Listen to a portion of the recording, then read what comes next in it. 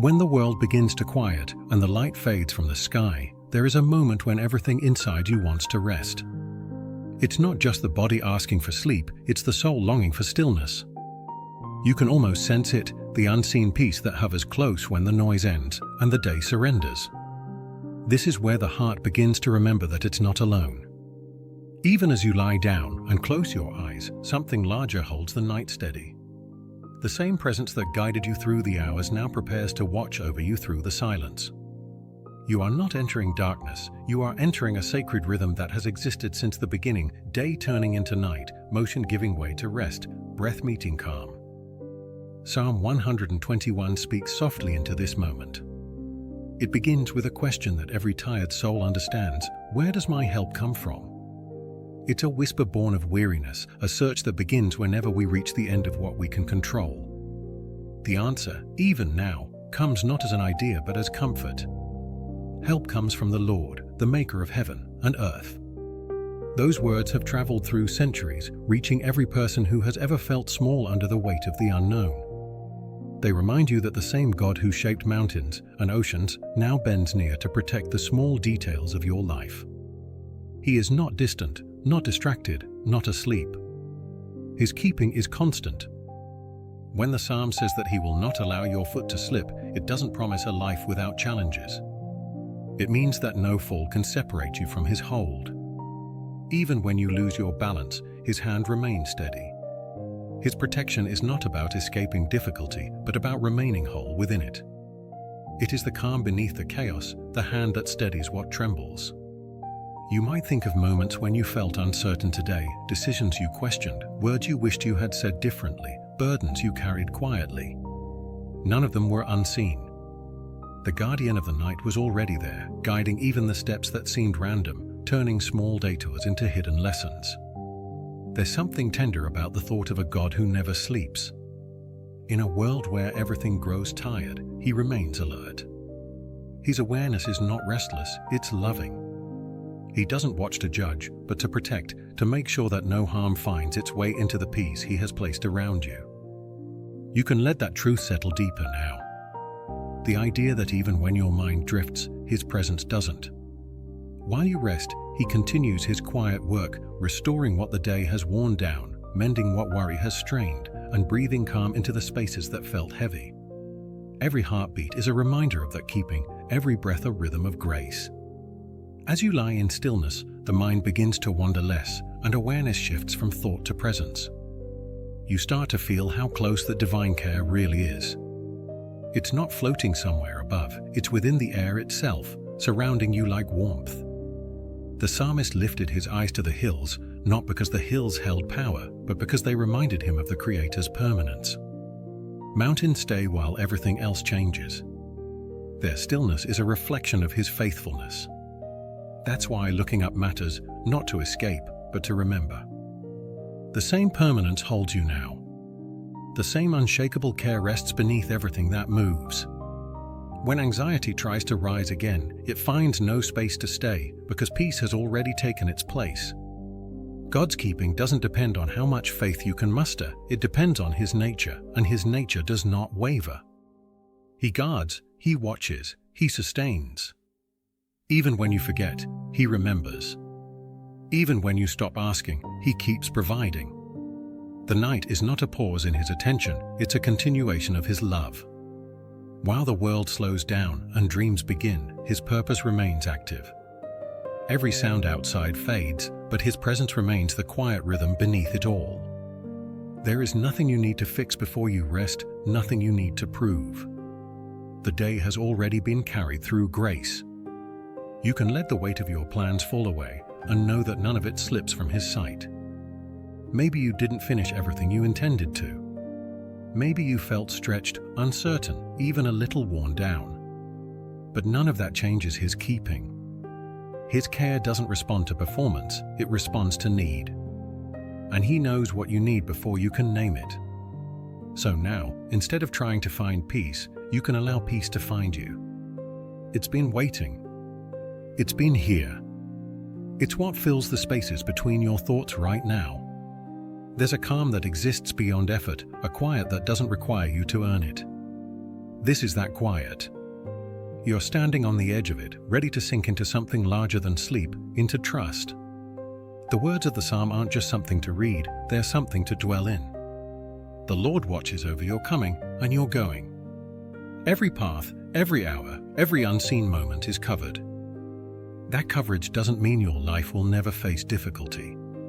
It means that nothing will touch the core of who you are without first passing through His permission and His purpose. You live guarded, not by distance, but by presence. As you breathe slower, the body begins to loosen its grip on tension.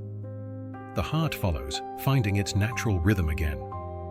The stillness deepens, and in that stillness comes a quiet recognition, the realization that you are not sustaining this peace. It sustains you. It's a hum that lives under everything else, a low vibration of grace that continues even when you are unaware. That is the keeping power of God. The psalmist called Him the keeper of Israel, but tonight He is simply your keeper, not because you earned His attention, but because His love cannot do otherwise. Nothing escapes His gaze, not the thoughts that drift through your mind, not the emotions you haven't yet named, not even the things you're still learning to release. All of it rests in the same keeping. And while you lie here, that keeping becomes more than words. It becomes the atmosphere of your rest. The guardian of the night is not watching from a distance, He is near, holding everything steady, reminding your spirit that nothing is outside of His reach. The sound of silence deepens, the air feels still, and within that stillness, there is no fear, only awareness, the awareness that you are seen, that you are safe, that even now, the keeper who never sleeps continues his gentle watch. The thoughts slow, the breathing steadies, the body finds peace, and within that calm, faith begins to rise again, not loudly, not suddenly, but quietly, like dawn behind the hills. When the heart grows still and the body begins to rest, thoughts sometimes drift toward the unknown. Questions rise quietly about the future, about purpose, about whether you are truly being guided. It is in those moments that the psalmist's words begin to echo again, "I lift my eyes to the hills." There is something deeply human about looking upward. The act itself reminds you that you are not the source of your own strength. The hills stand tall, unmoved, carved by time, and held by the one who made them. They do not speak, yet they teach. They tell you that stability exists beyond your control, that there is a hand larger than your own keeping everything steady. When you lift your eyes, even in silence, something inside you responds. It's as if your spirit recognizes that help doesn't come from effort, but from awareness, the awareness of the one who made the hills, who watches over all creation, and who keeps every heartbeat in rhythm with eternity. The mountains have always been symbols of endurance. They've seen storms come and go, generations rise and fade, yet they remain. Their stillness is not indifference, it's confidence. They know their foundation. They were spoken into being by a voice that has never wavered. That same foundation holds you. The same strength that anchors the hills anchors your life. You are not separate from creation, you are part of its song. Every time you breathe, you join that rhythm, the quiet testimony that the Maker of heaven and earth is still at work. The psalmist didn't lift his eyes to escape his troubles, he lifted them to remember who was greater than them. The view of the hills was not a distraction, it was a reminder. Sometimes the mind forgets what the soul always knows, that help is already present. You might think about your own life now, about the moments that tested your trust, the times when you wondered if God still saw you, when you felt like you were climbing without strength.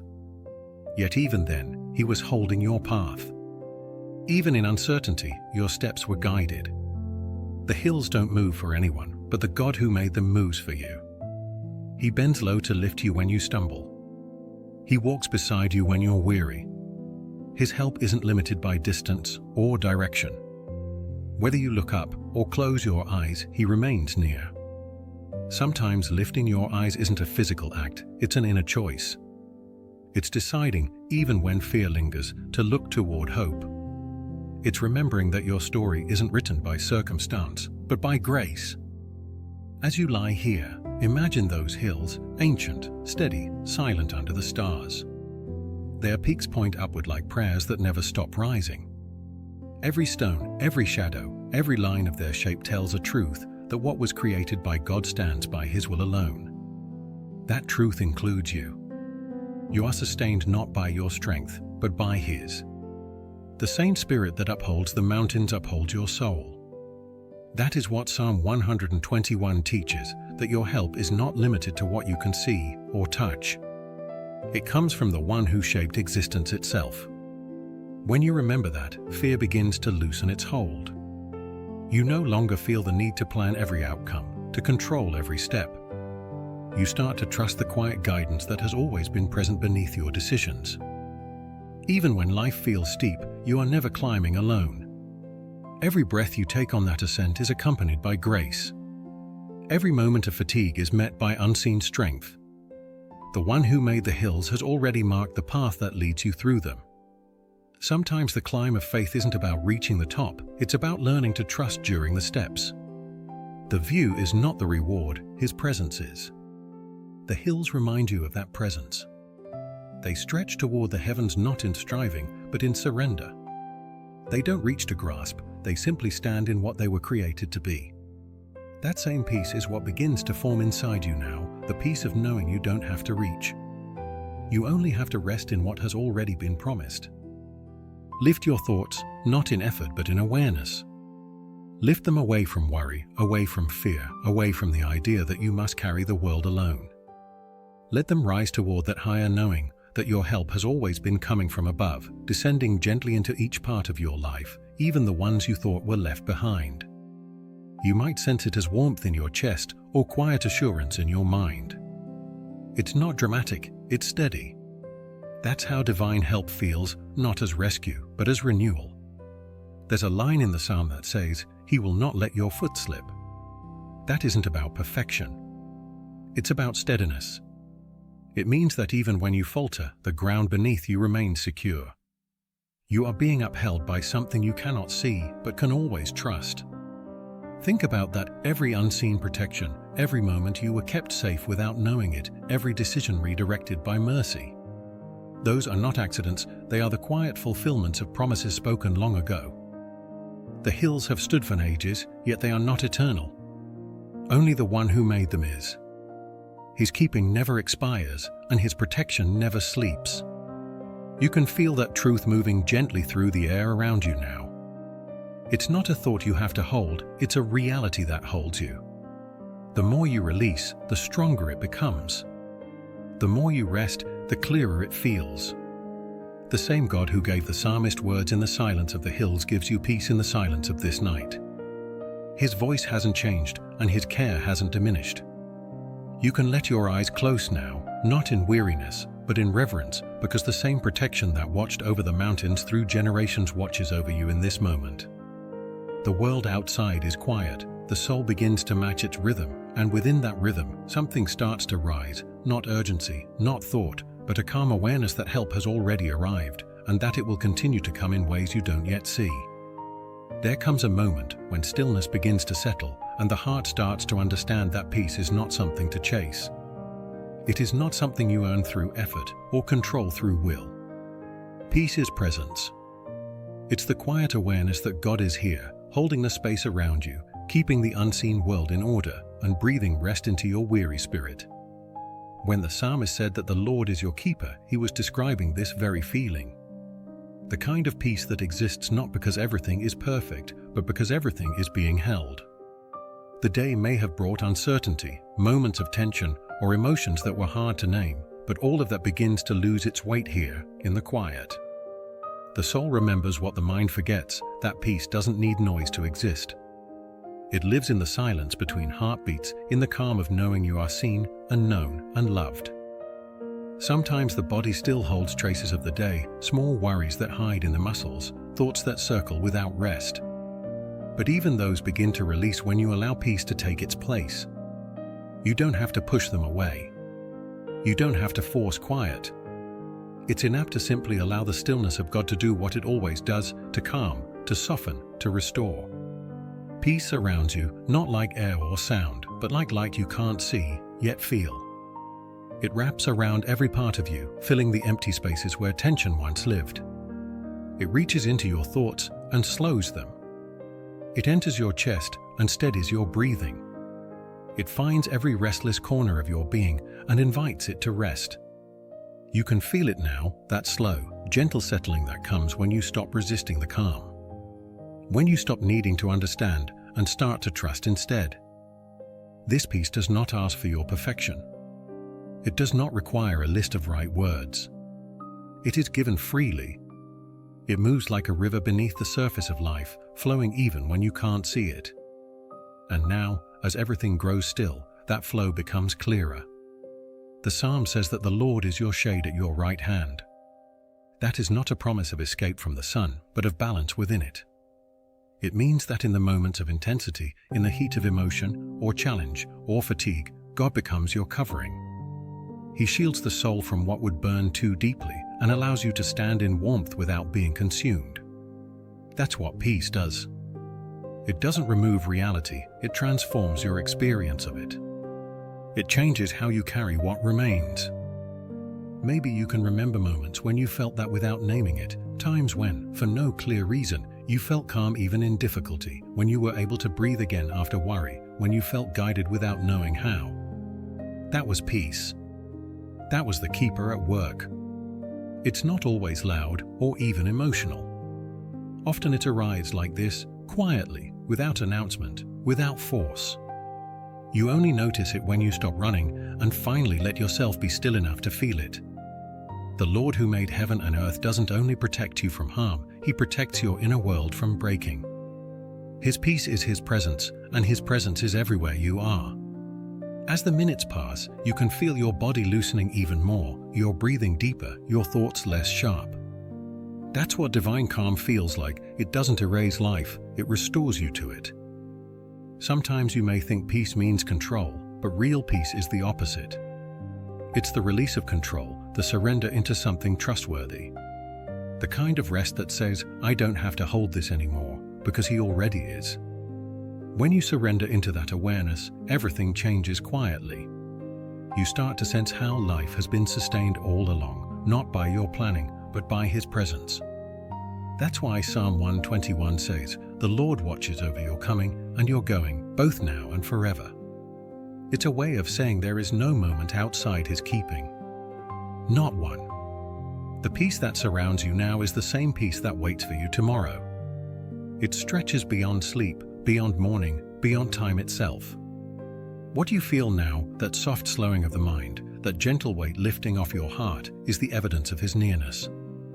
Peace doesn't mean you have figured everything out, it means you no longer need to. You can rest knowing that even in silence, things are being made right. The same hand that holds the stars holds your story, and He has never once let go. The quiet deepens. The thoughts grow lighter. The breath steadies once more. Within this stillness, you begin to understand that peace is not the absence of thought, but the presence of God in the middle of it. You are not just resting near peace, you are resting within it. It surrounds you completely, behind, before, above, and within. It moves gently with your breath, and it stays when sleep arrives. And somewhere beyond that awareness, beyond the edges of thought, something greater begins to move, a deeper kind of rest, a slower rhythm that will carry you into the next moment of this sacred night. As the night deepens and the quiet grows thicker, it's easy to forget how constant God truly is. The world sleeps, the body rests, but He remains awake. He does not close His eyes or lose awareness. He is not bound by exhaustion or by time. The psalmist said it clearly, the keeper of Israel will neither slumber nor sleep. Those words are more than poetry, they are the foundation of peace. Think about it, in every moment of stillness, when you can no longer watch over yourself, He is still watching. When you drift between wakefulness and dreams, His presence remains alert. He does not grow tired of keeping you, He does not forget to care. That is the kind of protection that goes beyond human understanding, quiet, constant, invisible, and sure. Sometimes, people imagine divine protection as dramatic, a shield of fire, or angels in motion. But most of the time, it looks like this, a calm heart when you could have been afraid, a path opening when you didn't know what to do, a sudden sense of reassurance in the middle of uncertainty. That's the keeper's work, gentle, precise, and always on time. You don't have to ask Him to stay awake. You don't have to remind him of your name. You don't have to earn his keeping. He has already chosen to love you, to sustain you, to watch over you, every breath, every moment, every silent prayer that never reaches words. The human mind needs rest to continue, but God does not. His strength never drains, his attention never falters. There has never been a moment when he forgot, even for a second, what concerns you. Every heartbeat tonight happens under his supervision. Every sigh is heard, every unseen emotion is known. Psalm 121 describes this as protection that does not slumber. It means you can finally let go of the illusion that you must stay in control. You are allowed to rest because he doesn't. The world continues safely because his eyes never close. The universe remains in rhythm because his awareness holds it together. You can feel that awareness around you now, not heavy, not loud, but steady. Like warmth that never fades, like gravity that keeps everything in place. The keeper who never sleeps is holding you the same way he holds the stars, the oceans, and the silence of the earth. When you think about what that means, something inside begins to ease. The tension that hides in your shoulders, the restlessness in your mind, the constant need to anticipate, all of it can finally exhale. Because the one who never sleeps has taken responsibility for what you cannot carry through the night. Even when you dream, his keeping continues. His watchfulness does not depend on your awareness of it. The safety you feel right now is the same safety that surrounded you in every season of your life, even the ones you thought you faced alone. That is why the psalmist could rest without fear. He knew that divine care doesn't fade with daylight. The same God who keeps you in the morning keeps you in the night. The same power that sustains life in daylight sustains it in darkness. The keeper's awareness is not anxious like human attention, it is peaceful, perfect, complete. He does not worry about you, he simply knows you and guards you. He knows the limits of your strength and the depth of your need and the shape of your future. In a world where everything grows tired, how comforting it is to know that the one you depend on does not. His love doesn't require renewal. His attention doesn't waver. His care doesn't rotate in shifts. He is constant in ways we cannot comprehend. As you breathe, that thought begins to anchor you. You realize that rest is not the absence of care, it's the transfer of it. You are giving the night back to the one who knows what to do with it. You are giving your worries to the one who already has the answers. It's a strange kind of surrender, peaceful, quiet, freeing. The more you release, the more you sense his keeping. The more you let go, the more you understand what the psalm means by saying that he neither slumbers nor sleeps. It's not simply that he stays awake, it's that his nature is care itself. His awareness holds every corner of existence. Every leaf that falls, every star that moves, every heartbeat in every creature, all of it continues because his keeping never stops. You are part of that same divine attention, part of the same love that sustains galaxies and whispers peace to the smallest heart. If you could see what he guards you from, you would never fear again. If you could sense the power of his constant awareness, you would never doubt his closeness. But he does not require you to see, he only asks that you rest. You are free to sleep because the keeper remains awake. You are free to let go because nothing slips from his hands. You are free to stop controlling because his guidance never pauses. This is what divine care looks like: no panic, no hurry, no gaps. Just unbroken watchfulness, quiet assurance, perfect presence. As your breathing slows again, imagine his awareness not as eyes watching from afar, but as a light surrounding you.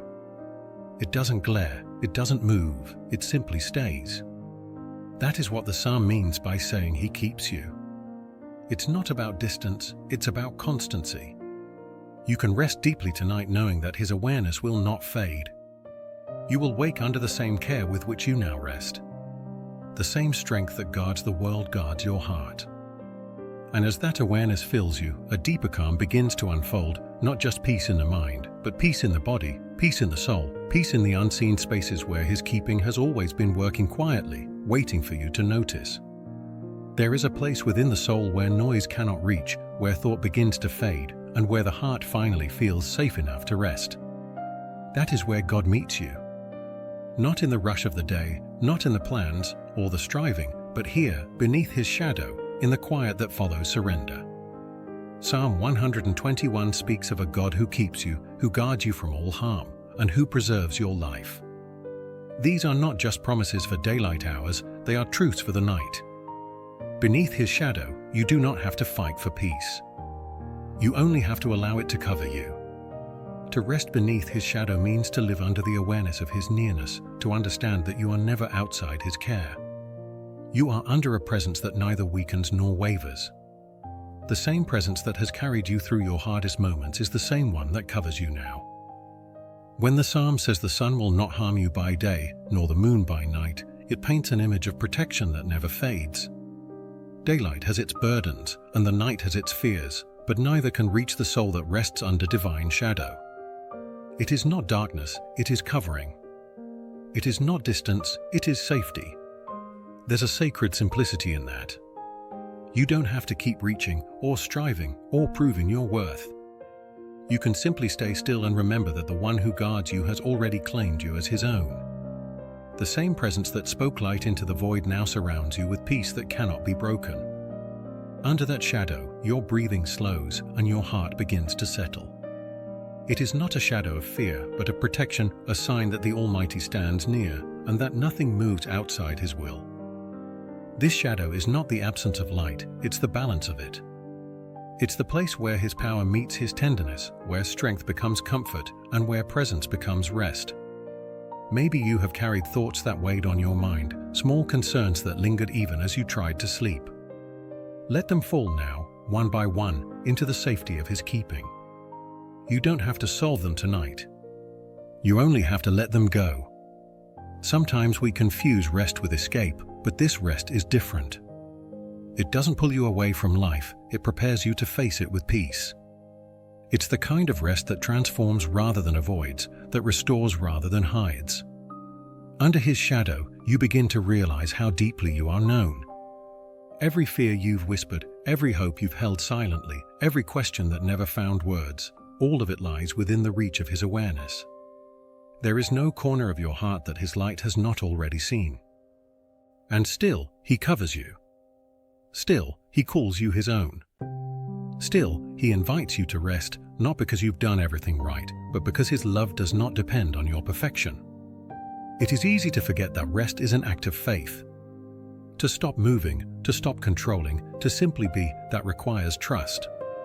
But that is exactly what the psalm invites you to do. To lift your eyes, to see where your help comes from, and then to lie down knowing that help has not left. The keeper who never sleeps is the same one whose shadow you rest under now. His protection is not distant, it's intimate. It doesn't wait for danger to appear, it is already here, surrounding you, unseen but unfailing. If you could see the way his presence moves, the gentle, quiet, constant, you would never again wonder if you were alone. Every breath you take is evidence of his nearness, every calm thought a reminder that peace is not something you must search for. It is what happens when you stop resisting his love. Let your thoughts drift for a moment. Imagine the stillness that comes when a tree finds shade in the heat of summer, that soft relief, that coolness that lets life breathe again. That is what resting beneath his shadow feels like. You are being covered, refreshed, sustained. There's no pressure to think perfectly or to pray in the right words. Sometimes the most honest prayer is silence. Sometimes peace speaks louder than any sentence you could form. You might sense his nearness as warmth in the chest, or lightness in the breath, or simply the fading of fear. However it comes, it is real and it is holy. To rest beneath his shadow is to dwell in a promise, the promise that he will not let harm define you, that he will not let fear have the final word, that his presence will remain when everything else fades. This kind of peace cannot be produced, it can only be received. And once you have felt it, you begin to understand that his shadow is not something you visit, it's something you live beneath, even when you're unaware of it. As the night deepens and silence stretches wider, you can stay here. The world outside may continue in its rhythm, but your soul has found its shelter. You don't need to search for more words or more meaning. The one who keeps you is already here, and his shadow is already enough. And while you rest beneath that shadow, peace begins to unfold quietly, not as a sudden revelation, but as a steady assurance that tomorrow will come, and it will be held by the same hands that hold you now. Even in the quiet, when peace begins to take shape, fear sometimes tries to find a way back in. It doesn't shout, it whispers. It waits in the spaces between thoughts, in the soft moments when the heart starts to settle. It asks the same old questions: what if? How long? What happens next? It's strange how fear knows how to disguise itself. Sometimes it sounds like caution, sometimes like reason, sometimes like memory. It takes the shape of the familiar so that you'll listen. But you don't have to listen anymore. Because the one who keeps you does not whisper uncertainty, he whispers truth. The Psalm says, "The Lord is your keeper, the Lord is your shade at your right hand." That is not just a poetic phrase, it is a declaration of covering. When fear begins to rise, his presence stands beside you like a shield, quiet but strong. The same power that created the mountains now stands in defense of your peace. You don't have to fight fear with more effort, you overcome it through trust.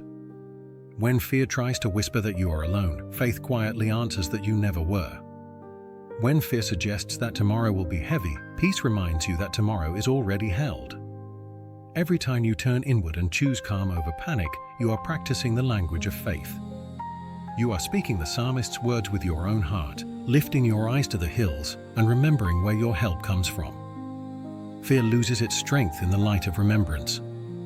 It depends on forgetting who God is, forgetting who you are, forgetting what has already been carried and redeemed. But memory, sacred memory, restores peace. When you remember how He has guided you before, you begin to see how He is guiding you still. There are moments when fear feels almost physical. It sits in the chest, tight and heavy, it touches the breath, it colors the thoughts. But just as fear affects the body, so does peace. Slow your breathing, and you can feel it, the release that comes when you decide to trust what you cannot see. Each breath becomes a declaration of surrender, a quiet saying of, "I am safe." Psalm 121 speaks about God keeping your life, not just your circumstances. That means His care is deeper than outcomes. He guards your essence, the part of you that cannot be broken. So even when life feels uncertain, your soul remains secure. Fear whispers of endings, but faith speaks of continuance. Fear looks for evidence in the visible, but trust finds certainty in the unseen. The keeper never sleeps, and because he doesn't, you can rest.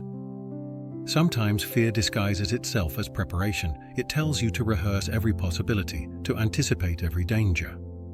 But peace doesn't live in rehearsals. Peace lives in release. When you give the future back to God, you stop trying to live it twice, once in your imagination and once in reality. You are allowed to exist only in now, because now is where He meets you. Let your thoughts return to this moment. You are breathing. You are covered. The night is quiet. The world continues as it should. The one who made heaven and earth still reigns, unchanged, unthreatened, unhurried. Even when your mind tries to wander into what might happen, His presence anchors you to what is happening, this breath, this peace, this stillness. The whispers of fear often begin with small doubts. Did I do enough? What if I fail? What if I fall again? But none of those questions belong here. They belong to the daylight, where your human effort tries to measure life by achievement. The night belongs to grace. It belongs to rest. It belongs to the quiet knowing that you are held. When fear whispers, its goal is to pull your awareness away from the present. It wants to make you forget that you are safe now. So bring yourself back. Breathe. Notice the way the air feels as it moves in and out. Notice the rhythm of your chest, rising and falling like waves guided by unseen tides. That rhythm is His keeping. The psalmist said, "The Lord will keep you from all harm. He will watch over your life." That doesn't mean harm never happens. It means harm never wins. It means no pain is final, no loss is wasted, no darkness is stronger than His light. Even fear must obey His boundaries. It cannot stay where trust lives. Sometimes you may think faith means never feeling afraid, but that's not true. Faith means not letting fear be your final thought. It means noticing the whisper and choosing the quieter, stronger voice that answers it. It means saying, "I lift my eyes, and my help still comes from the Lord." You don't need to silence every thought, you only need to recognize which voice deserves your attention. The voice of fear makes you smaller. The voice of God reminds you that you are known, loved, and covered. Every time you choose that awareness, fear loses ground. It fades, not because it disappears, but because it no longer defines the space. It's like turning on a light in a room that has been dark. The light doesn't fight the shadows, it simply exists, and the shadows retreat. That's what divine peace does. It exists. It doesn't argue with fear, it reveals truth until fear becomes irrelevant. When you feel that whisper again, that small trembling inside, imagine yourself under his shadow, the same one you rested beneath a moment ago. Nothing has changed. The protection is still there. The covering still surrounds you. Fear is only an echo, not a command. If your mind brings up memories, let them pass like clouds across a still sky. Don't hold them, don't push them away. Watch them fade. The keeper who never sleeps sees what you cannot, and even now, he guards you from what you do not understand. There's something powerful about realizing that you are not responsible for your own peace.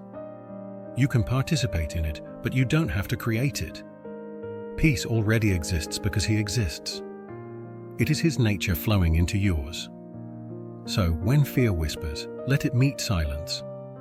Let it meet the steady rhythm of your breath, the quiet presence of God that fills this moment.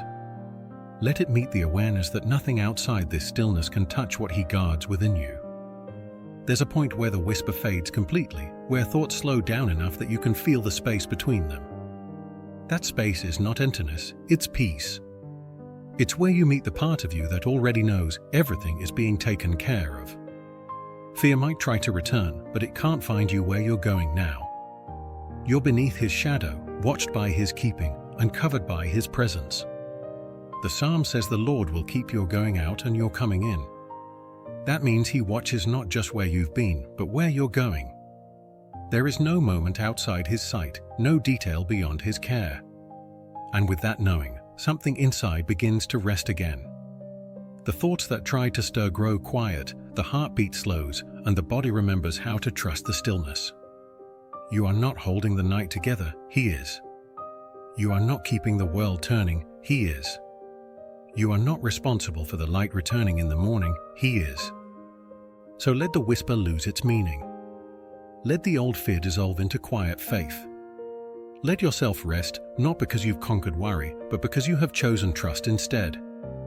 This is what peace sounds like when fear has no more voice, the slow, sacred rhythm of breath, the stillness that surrounds you, and the unseen presence of God continuing his watch without interruption.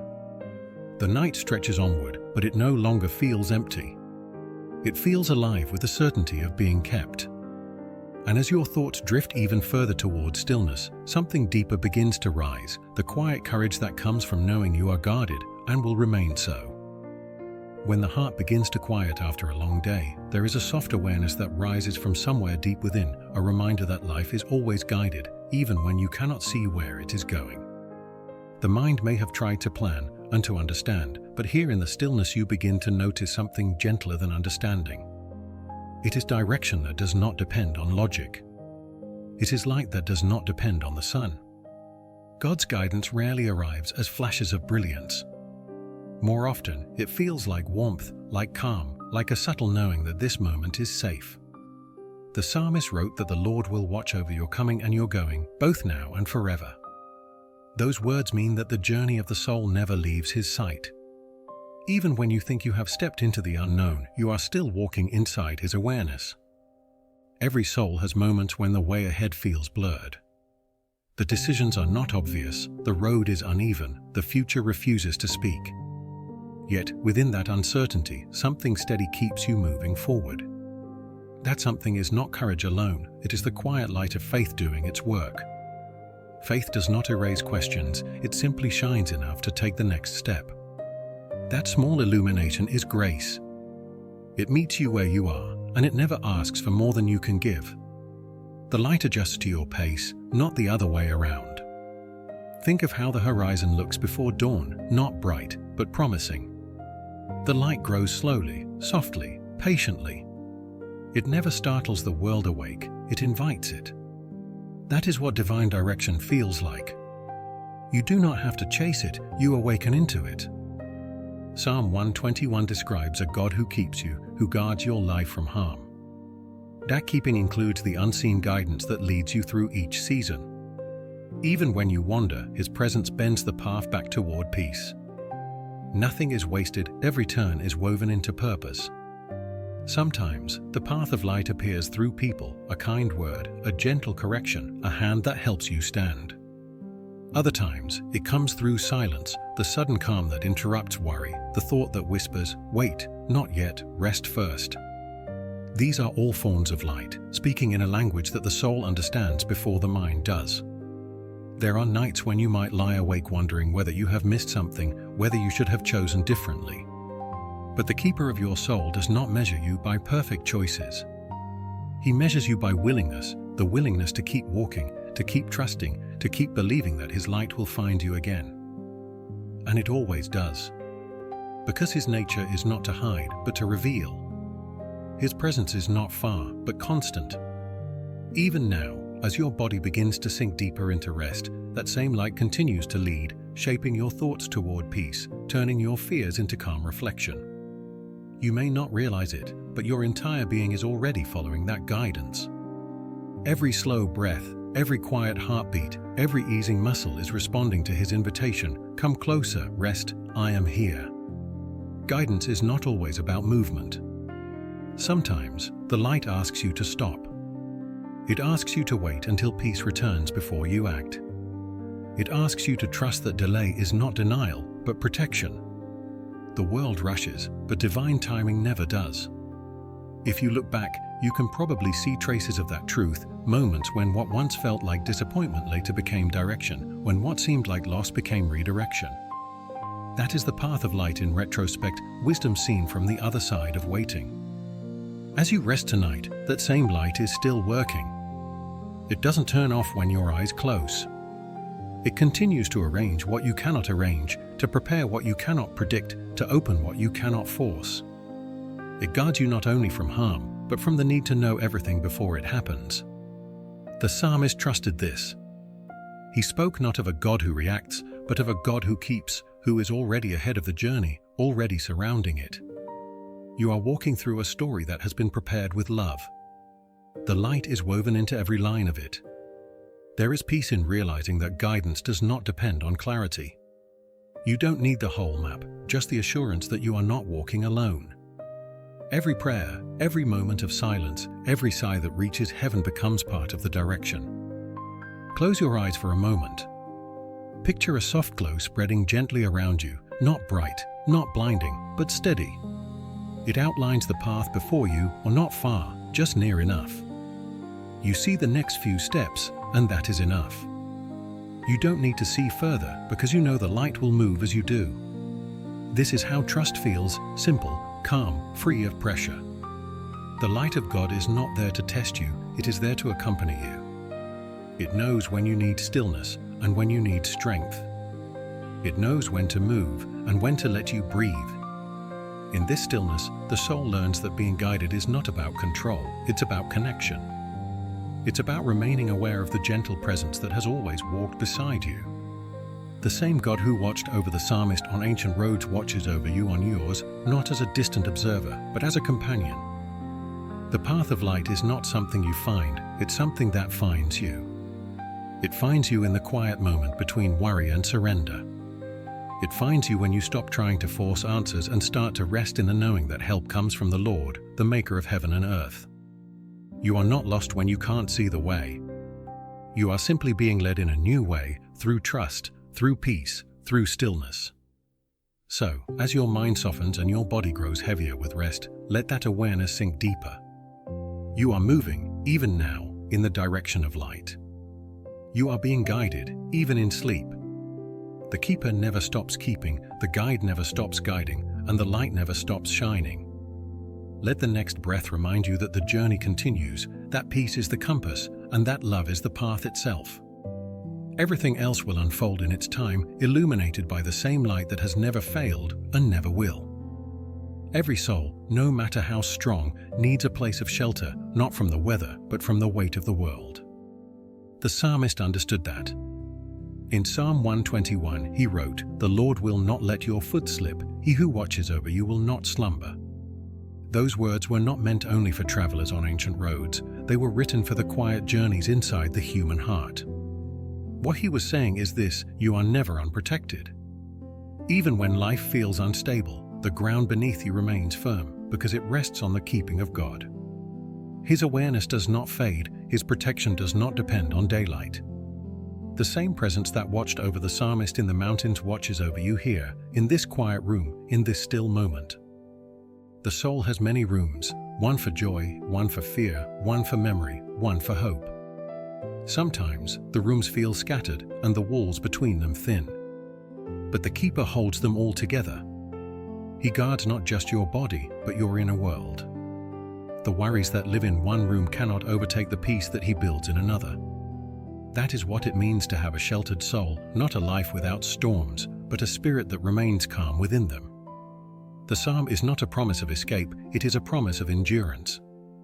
It says that even if the hills rise before you, even if shadows fall around you, you will not fall out of his keeping. You might not see how protected you truly are. You may notice the threats, the fears, the losses, but you don't always see the things that never reached you, the harm that never arrived, the path that quietly turned away from danger, the thought that changed direction before it caused pain. That's part of his shelter, unseen, silent, faithful. It's easy to think of protection as visible, as something you can point to or explain. But divine shelter is not about fences, it's about presence. It's the way his peace becomes an atmosphere around you. It's the way your heart begins to slow when you remember that you are watched over, even now. When the psalm says that he will not let your foot slip, it means that even when you stumble, you don't fall beyond his reach. You might lose your balance for a moment, but his strength catches you before you break. He does not prevent movement, he preserves direction. He doesn't stop you from walking, he keeps you from being lost. You have walked through days that should have undone you, and yet, here you are, still standing, still breathing, still held. That is not coincidence, that is shelter. Think of how a tree stands in a strong wind. The branches bend, the leaves scatter, but the roots hold. The strength of the tree is not in its stillness, but in what holds it beneath the ground. That is how divine keeping works. You might sway under the weight of life, but you will not break. Your roots are anchored in God's care. The psalmist says that the Lord is your keeper, that he watches over your life. The Hebrew word for keep carries a sense of guarding, of watching attentively. It means to surround something with care. Imagine that for a moment, your entire life surrounded, watched, enclosed in love. Not trapped, but protected. Not confined, but preserved. That shelter does not remove choice, it transforms it. It allows you to move freely without fear. It gives you space to rest, to breathe, to exist in peace. Sometimes protection looks like unanswered prayers, the ones that seemed ignored, but were actually redirected. Sometimes it looks like delay, the moment you thought was rejection, but was preparation. Sometimes it looks like stillness, the pause that kept you safe while the world rushed ahead. The Lord's keeping is not always loud, it is often quiet, like this night, like this moment. It's the unseen layer between what happens to you and what reaches your soul. When fear tries to enter, it meets his presence first. When sorrow knocks, it is softened by grace before it reaches your heart. When confusion rises, wisdom stands at the door and answers on your behalf. That is what it means to be sheltered. You might not always feel that protection, but feeling is not the measure of truth. The psalmist didn't say you would always sense it, he said it would always be there. The Lord watches over your life, that is the constant. Not sometimes, not when you deserve it, not when you're strong enough, but always.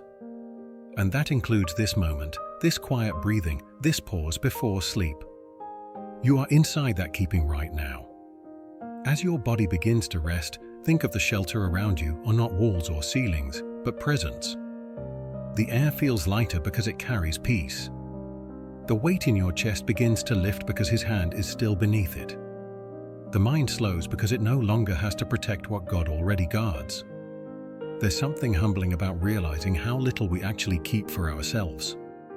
The heart beats, the breath continues, the world spins, none of it by our command. The same power that keeps stars in their courses keeps you in peace tonight. When you begin to trust that keeping, your soul settles. You stop defending what is already defended.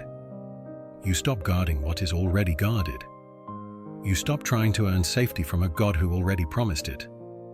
And slowly, a different kind of strength begins to form, quiet, gentle, unshakable. It's not the strength that resists, it's the strength that rests.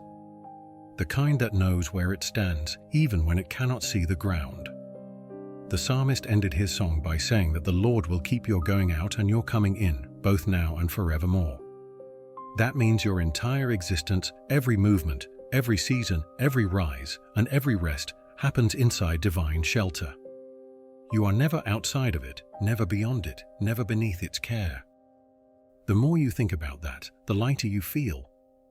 The fears you carried begin to lose their weight. The past no longer presses against you, the future no longer looms ahead. Everything narrows to this stillness, this breath, this awareness that you are safe, not because the world is quiet, but because God is constant.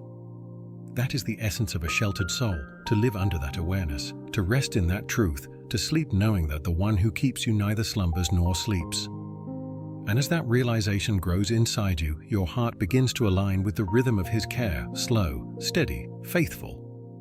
The soul softens, the breath deepens, and the body yields to the peace that has been here all along. The same keeper who watched the psalmist under ancient skies watches over you now. His promises have not aged, and his care has not diminished. You are seen. You are held. You are sheltered.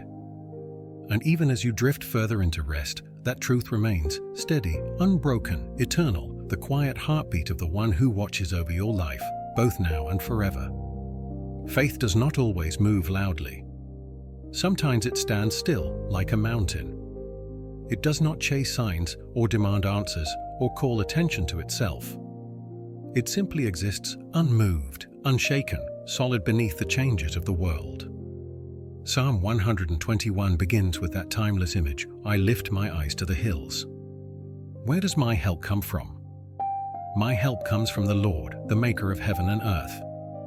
It is more than poetry, it is a vision of faith itself. The hills are not perfect, they are not smooth, yet they endure. They do not prove their strength, they reveal it through time. That is what quiet faith looks like. It doesn't need to announce belief, it shows it through steadiness. Through storms, through seasons, through silence, it remains. In a world where everything demands proof, faith stands as a contradiction. It doesn't always explain, it simply trusts. It doesn't always understand, but it remains certain. And in that stillness, the soul finds rest. The mountain does not resist the wind, it allows it to pass. It doesn't fight the rain, it receives it. The mountain doesn't fear the night, it waits for morning. That patience, that endurance, that silent strength, that is faith. Faith is not loud confidence. It's quiet trust. It's what happens when the soul finally stops trying to earn what has already been given. You can feel that kind of faith growing inside you tonight. It's not a sudden burst, it's a steady expansion. It's the realization that you no longer need to hold everything together.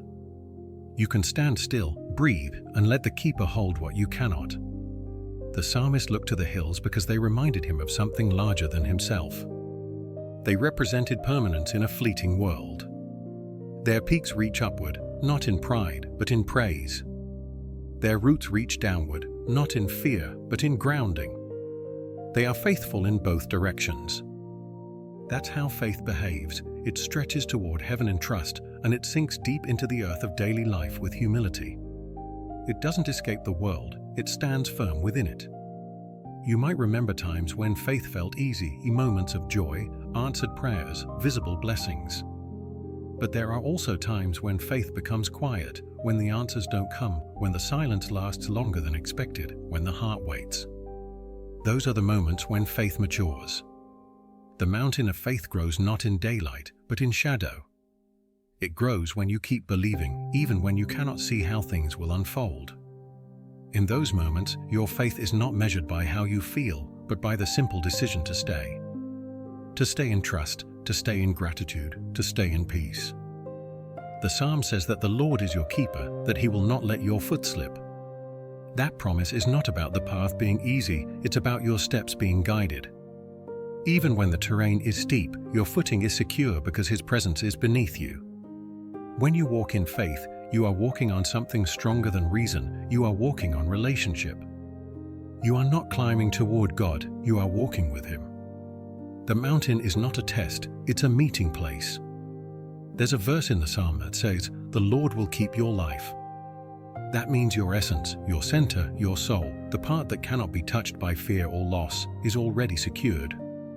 Faith doesn't create that security, it recognizes it. And the more you recognize it, the more still you become. The mountain inside you grows quieter. You stop reacting to every storm because you know the foundation doesn't move. You stop fearing the unknown because you know the keeper already stands beyond it. The quiet mountain of faith does not need applause or approval. It doesn't depend on emotion. It is content with knowing. Maybe you've noticed that some of the strongest moments of your life were also the quietest, the times when you simply breathed and whispered, "I don't know how, but I trust." That is the core of the psalmist's prayer. He wasn't asking for control, he was remembering care. When you lift your eyes to the hills, you're not just looking upward, you're looking inward, to the place where faith lives. Faith doesn't argue with doubt, it outlasts it. Doubt is a moment, but faith is a presence. It remains when the noise fades. You may not feel faith the way you once did. You may not have the same emotions or intensity. But that doesn't mean it has disappeared. The mountain doesn't shout its existence, it simply stands. Your faith is the same, strong, quiet, persistent. The longer you rest here, the more that stillness begins to take shape inside you. You start to feel the difference between surface thoughts and deeper knowing. The surface moves easily, worry, memory, imagination, but underneath, there is something stable. That is faith. It holds the mind the way the earth holds the mountain. The psalmist didn't promise a path without difficulty, he promised presence within it. The keeper of Israel neither slumbers nor sleeps. That means your faith doesn't depend on your effort alone, it rests in the consistency of God. Even when your trust wavers, His care doesn't. Even when you question, He remains certain. As you breathe slowly now, notice how this truth feels. The chest rises and falls without effort. The air moves in and out without command. That is how faith works. It sustains quietly, naturally, without needing your constant attention. You are living proof of divine keeping. You face seasons that should have broken you, yet here you are, softer, not harder, wiser, not bitter, alive, not defeated. That's what happens when you live under the care of a God who keeps. Faith does not mean never trembling, it means standing even while you tremble. It means remembering that the keeper of heaven and earth stands with you, not watching from afar, but within your every breath. The mountain within you doesn't seek escape, it seeks endurance. It is built to last, not to rush. That's why faith and patience walk together. They are two sides of the same stillness, one trusts God's promise, and the other trusts His timing. As you rest tonight, let that mountain rise quietly within you. Let the stillness become your strength. Let the faith that does not need answers become your comfort. The world outside moves fast, but the soul doesn't have to. The soul moves at the speed of peace, and peace moves at the pace of trust. The same God who raised the hills holds your heart steady now. His faithfulness is older than time, and His promises are stronger than fear. There's no need to climb anymore. You've already reached the summit of what matters, awareness. Awareness that the keeper is near, awareness that you are safe, awareness that this stillness is sacred. And from this place of quiet faith, the journey continues, not through striving, but through rest, not through struggle, but through peace, not through doubt, but through the light that keeps revealing itself, one moment, one breath, one heartbeat at a time. There are moments in life when fear feels close, when the unknown presses in, and when the mind imagines danger where there is only silence. It is in those moments that you begin to understand what it means for God's hand to be over you, unseen but unshakable. The psalmist said, "The Lord will keep you from all harm. He will watch over your life." Those words are not about living without difficulty. They are about being surrounded by a presence that turns danger into peace. They remind you that divine protection does not always remove the storm. Sometimes it simply closes its mouth. That truth is reflected in one of the most beautiful stories of quiet courage, Daniel in the lion's den. Many remember it as a story of survival, but at its heart, it's a story of stillness. Daniel was not rescued from the lions before entering the den. He was kept safe inside it. That difference changes everything. God's protection doesn't always take you away from uncertainty. Sometimes it meets you in the middle of it and turns the impossible into peace. Daniel didn't fight, he didn't shout, he didn't demand. He simply trusted. He knelt to pray as he always did, even when the world around him had turned against him. He chose faith over fear, prayer over panic, stillness over struggle. And when he was lowered into that dark place, surrounded by what should have destroyed him, something extraordinary happened. The lions grew silent. Scripture says that God sent his angel to shut their mouths. Imagine that scene, not as violence withheld, but as chaos calmed. That is what divine protection looks like. It doesn't need to remove the threat, it transforms the atmosphere. The danger remains, but its power disappears. Psalm 121 promises that the Lord will not let your foot slip. It's another way of saying that even when you are surrounded by uncertainty, you are steadied by grace. You may tremble, but you will not fall. You may face the night, but you are not alone in it. Think of Daniel there in the silence, surrounded by creatures stronger than him, yet utterly still. The air must have been thick, the ground cold, the night long, but the peace of God filled that place like light fills a room at dawn. The lion's strength remained, but so did the Lord's command, "Be still." There are dens in every life, places of fear, of waiting, of silence. Sometimes they are hospitals, or sleepless nights, or decisions you don't know how to make. But like Daniel, you are not abandoned there. The same hand that shut the mouths of lions guards your peace now. That hand doesn't force outcomes, it surrounds you with calm. It's the reason the fear you expected to feel sometimes never comes. It's the reason the storm that seemed certain somehow never breaks. It's the reason you wake up and realize that what could have devoured you has been turned into rest. Daniel's story isn't just about miraculous deliverance, it's about inner peace in the face of what seems unchangeable. He slept among lions. He rested inside uncertainty. And that's what this night invites you into, or not a life without danger, but a peace that coexists with it.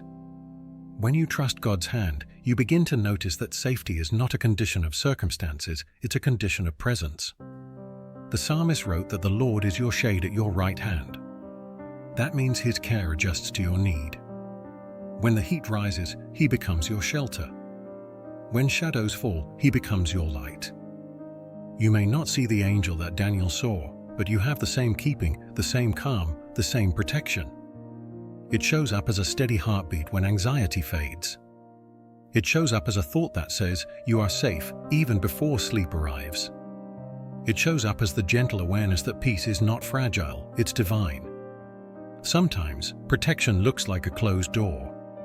Sometimes, it looks like time slowing down so you don't rush into harm. Sometimes, it looks like strength you didn't know you had until the moment you needed it. All of it is the same hand, guiding, holding, sheltering. And like Daniel, you are not forgotten in the quiet. The king who sealed the stone above the den thought Daniel was alone. But heaven had already sent company. The psalm says that he who watches over you will neither slumber nor sleep. That means that even now, while you prepare to rest, God remains alert. The moment you release control, his keeping begins to work in full. You can imagine it now, not as walls of stone, but as arms of light surrounding you. The night feels softer because it is filled with his awareness. The silence feels deeper because it is safe. Daniel woke up to find that not a single mark had touched him. He had been surrounded by what could have harmed him, yet he was untouched. That is not just history, that is metaphor. It means that peace is stronger than fear, that presence is greater than danger, and that faith is never wasted. The psalmist looked to the hills for help. Daniel looked to heaven. Both found the same truth: the keeper is never distant. His protection is not bound by walls or time. It works in caves, in palaces, in quiet rooms like this one. Even now, that same keeping is here. You may not see it, but you can feel it: the gentle slowing of the heart, the weight lifting from your chest, the breath deepening into rhythm. These are signs that peace is taking its rightful place. And while you rest, God's hand remains steady. It does not withdraw when you fall asleep. It continues to guard your spirit, to calm your mind, to renew your strength. You might not wake up with a story as dramatic as Daniel's, but you will wake with the same truth, that you are alive because peace kept you. So, as your eyes grow heavy, remember this: even the lions sleep when God commands peace. Even the fiercest moments of your life quiet down under His hand. The world may move around you, but His stillness remains. You are surrounded not by fear, but by faith. Not by danger, but by design. The same God who shut the mouths of lions now whispers the same command to your thoughts: be still, rest, for I am here. And as that awareness settles into your soul, the night becomes holy, the silence becomes sacred, and your rest becomes complete under His hand that never leaves, never weakens, and never forgets to keep you. There is a kind of rest that sleep alone cannot give, the rest of the soul that knows it is safe. This is what the psalmist meant when he said, "The Lord will keep you from all harm, He will watch over your life." It is the promise that even as you close your eyes, something greater remains awake. The promise of safe rest is not about perfect circumstances. It is not about a world without storms, or a heart without memories, or a night without thought. It is about the deeper reality beneath them, that no matter what the day held, peace still finds you here. When you remember that God watches over your life, not just your body, you begin to rest differently. You no longer sleep to escape, you sleep to return to that quiet center where your soul remembers who holds it. There's an image that often returns in the Psalms: a shepherd watching over his flock through the night. He doesn't stop keeping guard when the sheep lie down. In the darkness, His voice becomes the comfort that keeps them still. That is what divine rest feels like. You are not resting in absence, you are resting in awareness. It is the same awareness that surrounded Daniel in a lion's den, the awareness that even surrounded by uncertainty, he was kept safe. It's not that danger never existed, it's that peace was stronger. That is the promise you carry into this night. When you lie down in trust, you enter into alignment with how creation itself rests. The stars do not hurry, they shine. The ocean does not strive, it flows. The heart that knows God's keeping does not cling, it releases. Rest begins when striving ends. The psalmist's words, "He who watches over you will neither slumber nor sleep," hold an almost poetic irony. You rest because He does not. You can let go because He never will. That is the heart of safe rest, the awareness that your life continues in His keeping even as your mind fades into dreams. The same watchfulness that guarded Daniel in darkness guards you in this moment. Think of the day you just lived. The thoughts that passed, the choices you made, the moments that stretched or stung. Now imagine all of it placed gently into His hands, not to be erased, but to be renewed. That's what rest does, it lets God do what you can't. You don't have to finish healing before you sleep. You don't have to solve what still confuses you. Safe rest is not the reward of perfect peace, it is the soil in which peace grows. When you surrender the day, you give permission for your spirit to be restored. You open space for grace to move again. The stillness of night becomes a quiet conversation between your soul and its keeper. Sometimes you might wonder how peace returns after so much motion. But peace is not created, it's remembered. It was always there, waiting beneath the noise. The same God who made the rhythm of the tide also placed the rhythm inside you, the rise and fall of breath, the giving and receiving of trust. Psalm 121 is a psalm of motion, coming and going, rising and resting, traveling and returning. Yet the center of it all is stillness, the Lord watching, keeping, surrounding. It's a reminder that every movement in life happens within divine awareness. You never walk beyond His gaze, and you never rest outside His hand. When you begin to see rest that way, it stops being a pause and becomes a practice, a spiritual act. Sleep becomes prayer. Silence becomes worship. Breathing becomes trust. Every slow breath tonight is an amen whispered by your body. Every heartbeat is a quiet psalm of faith. It's easy to think that rest is something you earn after the day's work, but in truth, it's something God gives because He knows you are human. Even creation itself was given rest. After the days of forming and speaking, God paused. And that pause was holy. So is this one. There's holiness in lying still. Holiness in being quiet. Holiness in allowing yourself to be kept instead of keeping. Sometimes, the hardest thing for the soul is not to act, but to allow. To allow peace to come without effort, to allow grace to move without direction, to allow love to cover without condition. You don't need to prepare for rest, you just need to remember that you are allowed to have it. The shepherd of Psalm 121 is not a distant observer, he is an intimate keeper. His protection doesn't stand outside of you, it wraps around you. That is why safe rest is not a fragile state, it is a divine reality.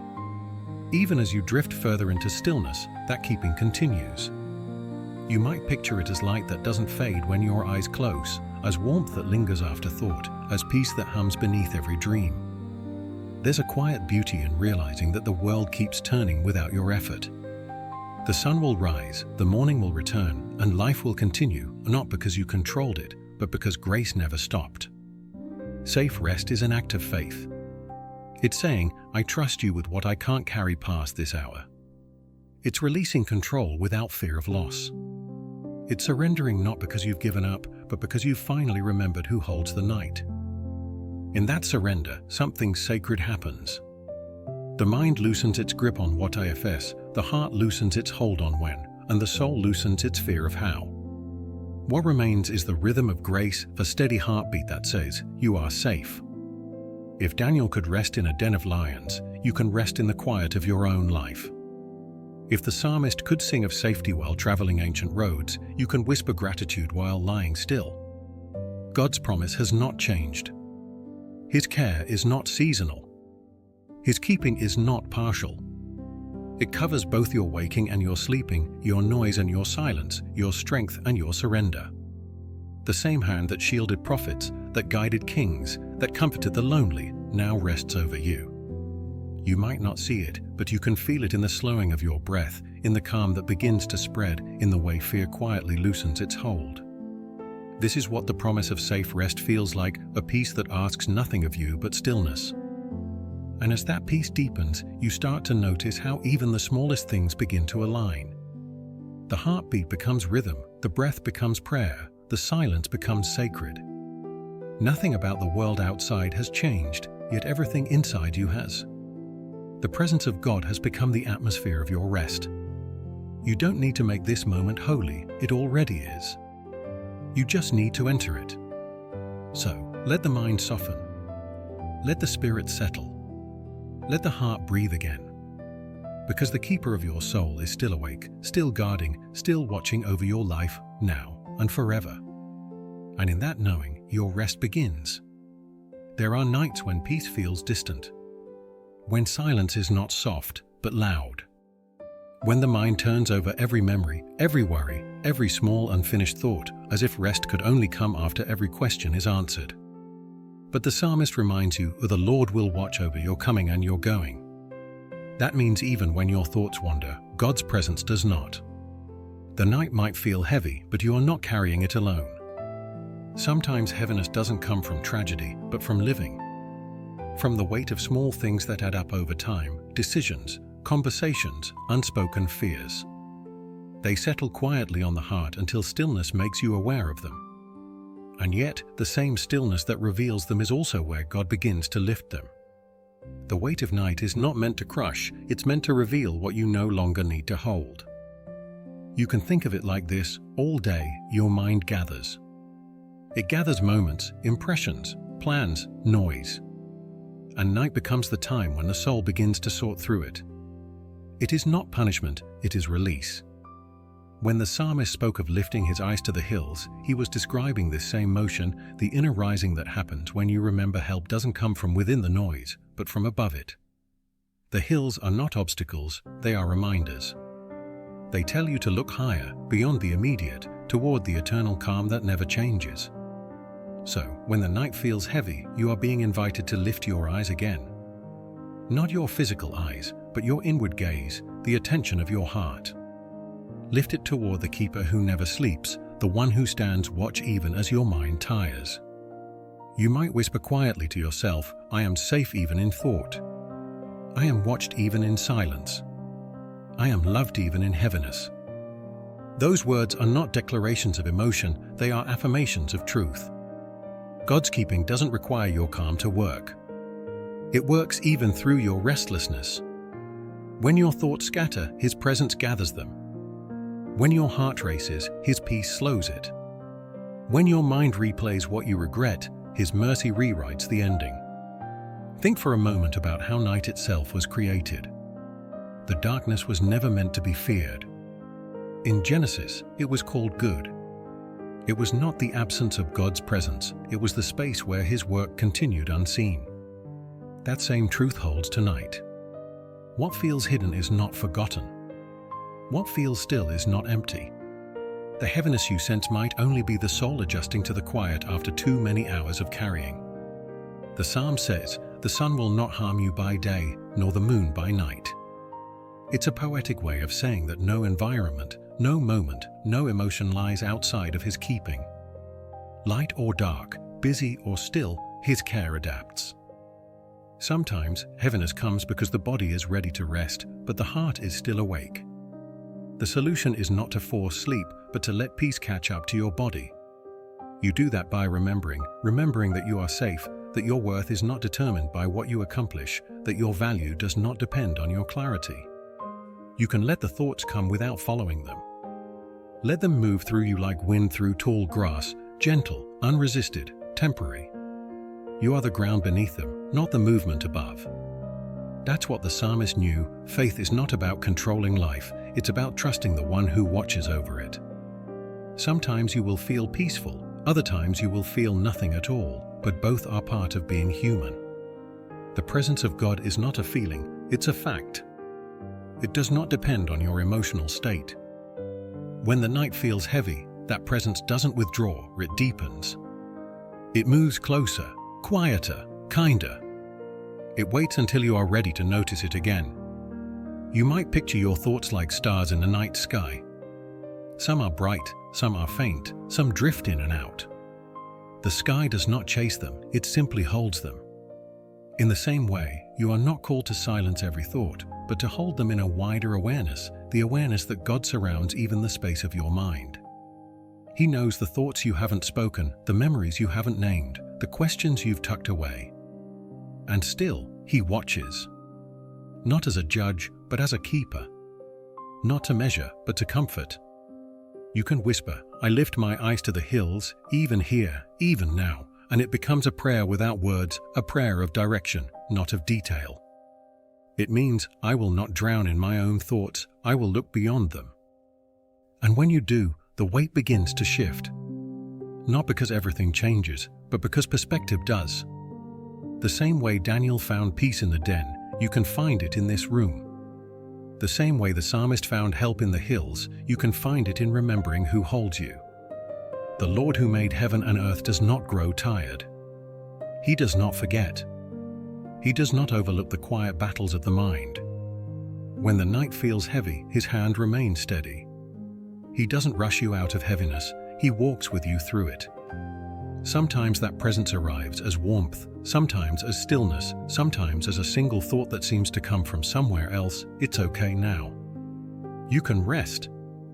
And that's when the weight begins to lift, not all at once, but gradually, the way dawn rises. Peace doesn't need to announce itself. It just begins to appear. It fills the spaces between breaths, and it stretches across your chest until you realize that the heaviness you felt has turned into quiet. In this stillness, you begin to understand that nothing is wasted. Even this night, even these restless thoughts are part of the keeping. They are reminders that you are alive, that you can feel, that you can release. Rest is not the absence of heaviness, it's the acceptance that you don't have to carry it. The same keeper who watched over the psalmist on rocky roads watches over you here, and not from afar, but from within. So, when the night feels heavy again, you will remember this moment, that peace was not gone, only waiting. That the keeper was not distant, only quiet. That rest was not impossible, only deeper than you thought. You don't have to push through it. You don't have to fix it. You just have to stay. Stay still long enough for the hand of God to turn weight into wonder, noise into calm, tension into prayer. And as that happens, the air begins to soften, the shoulders ease, and the rhythm of rest returns, not forced, not fragile, but faithful. You are not lost in the heaviness. You are being found within it.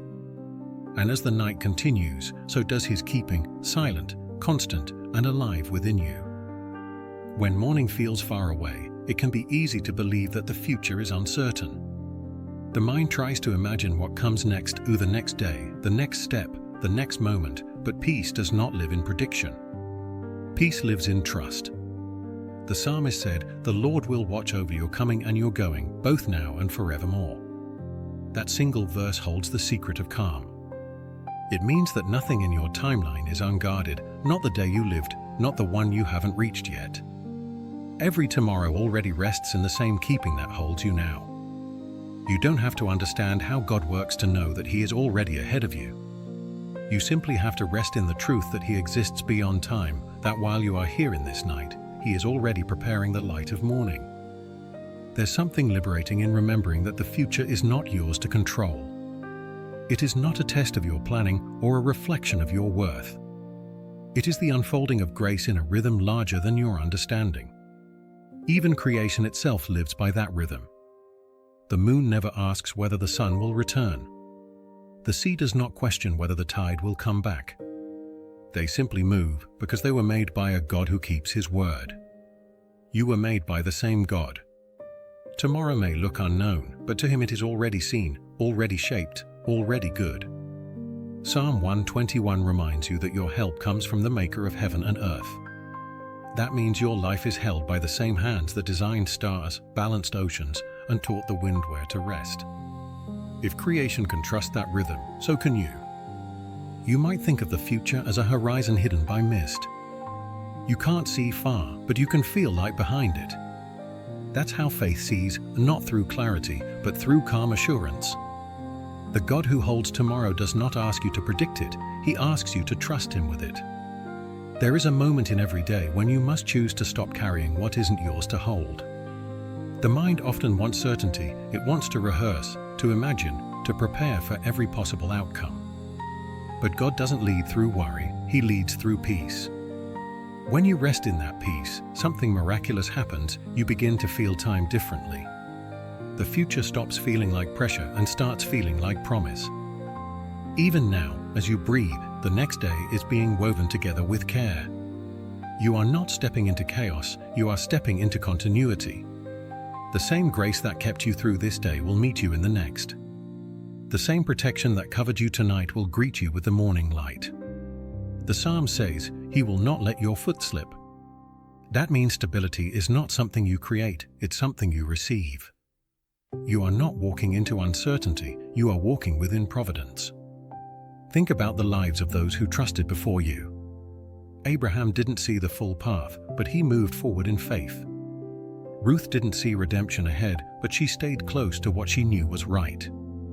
Joseph didn't understand his imprisonment, but it led to preservation. Every story becomes a reminder that God who held them still holds you. You may not have a map, but you have a keeper. You may not know the next chapter, but you know the author. And that's enough. When tomorrow feels overwhelming, remember this: time bends around God's will. What looks delayed is often protection. What feels denied may be preparation. What seems like an ending may already be the start of a better chapter. The psalmist said that God watches over your life. That doesn't just mean protection from harm, it means alignment with purpose. It means that nothing that truly belongs to your destiny can be lost. The delays, the detours, the pauses, they are not wasted time, they are sacred timing. Even now, in this stillness, tomorrow is being prepared in ways you cannot see. Conversations are being aligned. Opportunities are being formed. Strength is being restored. You are not behind schedule, you are being synchronized with grace. That's what divine keeping means. It means that the story of your life doesn't rely on chance, but on consistency. The same love that found you yesterday will meet you again tomorrow. The Lord who watches over you neither slumbers nor sleeps. He is awake in every hour you are not. He is already where you will be. You can imagine it, the dawn quietly forming beyond the horizon, waiting for your eyes to open. The light you'll see tomorrow is already shining somewhere, unseen. That is how God works, preparing the unseen before it becomes visible. When you remember that, anxiety loses its grip. You stop trying to predict outcomes and begin to trust the process. You stop clinging to control and start breathing again. The future becomes less about what will happen and more about who will be with you when it does. The God who holds tomorrow is not distant. He doesn't wait for you at the finish line, He walks with you there. His presence is not something you reach, it's something that surrounds. That is why you can rest tonight. Not because the future is certain in your hands, but because it is safe in His. Every breath is a bridge between now and what comes next. Every heartbeat is a reminder that life continues, not by your will, but by His faithfulness. You are not waiting for peace, peace is waiting for you. It's already in the path ahead, ready to meet you. So let your thoughts about tomorrow fade into trust. Let the tension in your body release as if the future itself were exhaling. Let faith take the place of planning. Let gratitude take the place of fear. Because the God who holds tomorrow is the same one who held Daniel in silence, who watched the psalmist under ancient skies, who watched you through every night you thought you'd never survive. He is not preparing you for uncertainty, He is preparing you for peace. The hands that hold galaxies are not too distant to hold you. The mind that designed the seasons is not too busy to plan your steps. The heart that formed creation is not too far to remember your name. When the morning comes, you will walk into a day already blessed. You won't have to create it, you'll simply recognize it. You'll see small confirmations, in kindness, in calm, in the way things quietly align, that God has been there before you. That's what tomorrow looks like in the eyes of faith, not mystery, but mercy. And as this night deepens and your breathing slows, you can let go of what has not yet happened. The story is already being written, the chapter already turning, the light already forming. You rest not because you know what's next, but because you know who holds it. The keeper of your soul is still awake, still guiding, still preparing, both now and forevermore. And in that assurance, your heart finds its calm, steady, safe, and unhurried, resting in the hands of the God who holds tomorrow. Peace does not always arrive as silence. Sometimes it flows, gentle and alive, like a river. You can feel it moving through your thoughts, through your heart, through the spaces where fear used to live. It doesn't ask permission to enter, it simply fills what is empty, softening what has grown tense, washing away what no longer belongs. This is what the prophet Isaiah once described when he spoke of peace flowing like a river. It is the kind of peace that does not depend on stillness, because it can move even through motion. It is not fragile, and it cannot be broken by what happens around you. It continues, quietly, faithfully, as if guided by unseen hands. The psalmist understood this too. In Psalm 121, he said that the Lord watches over your coming and your going. That means peace is not limited to one place or 1 hour. It moves with you through daylight and darkness, through work and rest, through joy and uncertainty. It follows the shape of your life the way water follows the shape of the land. And the beautiful thing about rivers is this: they do not fight gravity. They flow with it. They let go. When peace becomes like a river inside you, it doesn't mean life is easy, it means you have stopped resisting the natural rhythm of God's grace. you are no longer trying to control the current, you are learning to float. That is what the promise of the psalm teaches, that divine keeping is not about standing still, but about being carried safely, even when the waters change. Think for a moment about what a river does. It begins small, often hidden, in high places where the air is thin and clear. It gathers strength as it moves, collecting rain, feeding life, carving its path patiently through stone. It bends and turns, but it never forgets its direction. It keeps moving toward the sea, toward completion. That's how peace works when you trust the one who made you. It begins quietly, sometimes unnoticed. It grows as you let go of resistance. It deepens as you stop fighting the flow of what is. And eventually, it carries you into a vastness that feels like home. When the psalmist said that your keeper will not let your foot slip, he was reminding you that the ground beneath you is not the only place of stability. Sometimes peace is stability in motion, faith that you can move and still be held, that you can change and still be guided. There are seasons when peace feels like still water, calm, unmoving, reflective. But there are also seasons when peace moves like a current, pulling you gently toward something new, even if you don't yet understand where it leads. The important thing is to remember that both are peace. Stillness and movement can both carry God's presence. If you listen carefully, even now, you can almost feel that current, not in the world around you, but in the space inside. It's subtle. It's the slow easing of tension in your chest, the way your breath flows naturally without command, the way your body begins to trust the bed beneath it. That's peace in motion. It's the soul remembering what it's like to float again. Maybe there are things in your life you've been trying to hold still, plans, outcomes, relationships, questions. But rivers are not meant to be held. They are meant to move. And sometimes, the greatest act of faith is not holding on tighter, but releasing what was never meant to stay fixed. God's keeping, as the psalm describes, is not about confinement, it's about flow. It's the grace that meets you where you are and carries you gently forward, even when you think you're not moving at all. Peace like a river means trusting that every bend, every turn, every delay still moves you closer to where you belong. If you could see the journey of a river from above, you would notice that what looks like wandering is actually wisdom, each curve shaped by what it encounters. The same is true for your soul. What feels like detour is design. What feels like slow progress is divine timing. The Lord, who watches over your life, is also the one who shapes the banks of your days. He knows where the current should go, where it should slow, and where it should deepen. So tonight, you can let the river flow through you again. You can stop holding your breath against tomorrow. You can let peace move freely, unblocked by fear, untouched by control. You might picture it now, a river of light, clear and endless, winding gently through your heart. The sound of it is soft, like calm breath. The feeling of it is warm, like sunlight remembered. It moves not to erase what has been, but to cleanse, to renew, to prepare you for what will come next. And as it moves, it carries away the heaviness of worry, the sediment of stress, the remnants of what no longer serves you.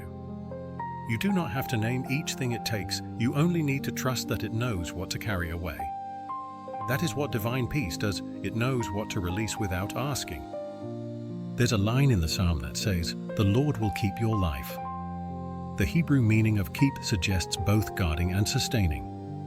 So when peace flows like a river, it is not just protection, it is provision. It nourishes you, it replenishes what was used, it gives back what the day took. You might remember the feeling of sitting by real water, how its sound seems to match the rhythm of your breathing. It doesn't demand attention, it invites it. It doesn't rush to arrive, it simply continues. That's the peace being offered to you now. Not a single moment of relief, but a continual movement of grace, a rhythm that never stops, even when you are asleep. As you rest, that peace keeps flowing through the spaces of thought, through the chambers of the heart, through every dream that carries fragments of your day. It smooths the rough edges, it softens what was sharp, it fills what was hollow. And when you wake, it will still be there, waiting, unchanged. Because rivers do not end when you stop watching them. They keep flowing, even in the unseen. The God who watches over your coming and your going doesn't pause his care when you close your eyes. His peace continues, like water beneath the moonlight, always moving, always sustaining. You do not have to chase this peace, you are already within it. It surrounds you like the air, like the water that carries everything it touches toward completion. This is the promise of peace like a river, not peace that stops time, but peace that moves through it. And as the night deepens, that current continues to flow, quietly, faithfully, wrapping itself around your thoughts, carrying them away one by one, until all that remains is calm. The river doesn't ask where it's going. It trusts the pull of gravity. In the same way, you don't need to know how everything will unfold. You can trust the pull of grace. You are being carried by something greater than yourself, and it is leading you home, not to a place, but to a state of peace that nothing can disturb. There is a moment in every night when the sky opens wider. When the air cools and silence deepens and the world feels softer, as if creation itself has begun to whisper. In that stillness, you begin to feel something larger than yourself, the vastness that holds you. The psalmist once said, "The Lord is your keeper, the Lord is your shade at your right hand." It is a verse that invites you to look upward, not for distance, but for reassurance. The canopy of heaven has always been a sign, a living reminder that wherever you are still beneath the same sky that has sheltered every soul before you. You can imagine that sky now, stretching endlessly above, painted with stars that burn quietly in their appointed places. Each one seems distant, yet together they form a covering that feels close. There is something sacred about that, to realize that even in your smallest moment, you are part of something immeasurable. Psalm 121 tells you that the Lord will watch over your life. The Hebrew root of watch carries the sense of attentive keeping, the way a guardian observes not out of control, but out of care. The night sky has always reflected that kind of care. It is wide, but not empty, dark, but not devoid of light. It is vast enough to hold your questions, and calm enough to teach you how small worries can fade beneath something infinite. When you lie beneath that canopy, it's easy to remember how temporary fear is.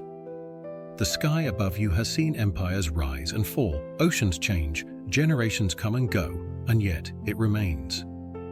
That permanence is not distant, it is protective. It reminds you that while life moves, God's faithfulness does not. You might recall a night long ago when another person looked to the same sky, Abraham. God told him to count the stars, to see in them a promise too great for his imagination. Abraham could not count them, but he believed. That act of trust beneath the canopy of heaven became the beginning of faith as we know it, believing what cannot yet be seen, because the one who spoke it is trustworthy. That same canopy covers you now. It doesn't just hang above, it surrounds. You are under its quiet protection, within its gentle light. The same God who spoke to Abraham still speaks in a language of presence, not through thunder, but through awareness. There's a peace that comes when you look up, not just physically, but inwardly. You stop looking down at what went wrong, or forward at what might come next. You lift your gaze and realize that the sky is too vast to worry about the ground. When the psalmist said that God is your shade, he was describing this covering, the sense that something greater stands between you and harm. The canopy of heaven is more than beauty, it's metaphor. It says you are not exposed to randomness. You are covered by order, surrounded by design, watched by love. Think of how the stars seem scattered, yet they form patterns, constellations that guided travelers across centuries. In the same way, your life might look scattered at times, yet from God's vantage point, it forms a pattern. Every moment connects, every season aligns, every loss and gain becomes part of a constellation of grace. That's what divine keeping is, not just protection, but orchestration.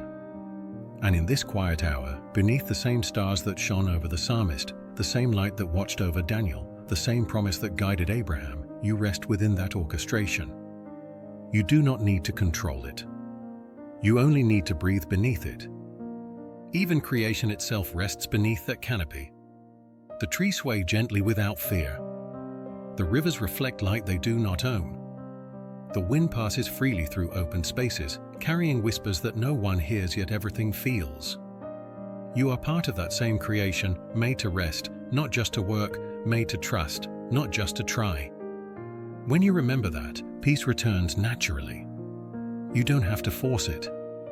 The moment you stop fighting the night becomes sacred again. It's strange how easy it is to forget that you are already safe. The noise of the world teaches you to build walls, to prove your worth, to earn peace. But heaven's canopy reminds you that peace was never yours to earn. It was given at birth, written into your very being, like gravity, constant and unbroken. As you rest tonight, that awareness grows. The room may be dark, but darkness does not mean absence. The quiet may be deep, but silence does not mean emptiness. The sky beyond your roof is still there, vast and steady, a silent testimony of the one who keeps you. Every heartbeat becomes a reminder that you belong here, under this sky, in this moment, in this keeping. You are not out of place, not forgotten, not unseen. The Psalm says that He will keep your life. That means your essence, your light, your meaning. The canopy of heaven is the physical echo of that truth. It keeps the earth balanced, it filters light, it guards creation with precision. That same care surrounds you. You might imagine it now, the atmosphere as a gentle dome of calm encircling your world. The stars above you are like prayers answered long before you asked them. The air you breathe carries the same rhythm that moves galaxies. You are part of that harmony. Sometimes peace is not about shrinking your worries, it's about expanding your view until worry loses its proportion. When you see how vast the heavens are, your problems begin to look small not because they are trivial, but because love is larger. The God who stretched the heavens did not stop creating after the stars. He continued in hearts, in lives, in moments like this one. Creation is not finished, it continues in you, with every breath of trust, every act of surrender, every quiet yes you give to rest. That's why this night matters.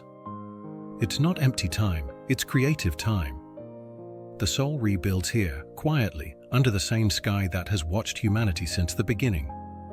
And as you breathe deeper, you begin to feel that creation continuing inside you. Peace becomes space. Space becomes rest. Rest becomes awareness. And awareness becomes worship, not in words, but in being. This is what it means to rest under the canopy of heaven, not to escape the world, but to remember you are already part of something eternal. You can let your thoughts rise like constellations, visible but distant, harmless. You don't need to chase them. You can let them drift while your soul remains still beneath them. The keeper of Israel, the one who neither slumbers nor sleeps, is not just watching from above, he is within the very atmosphere of your being. His presence fills what you call air. His care shapes the rhythm of your breath. So tonight, as you rest, you do not rest beneath the sky alone.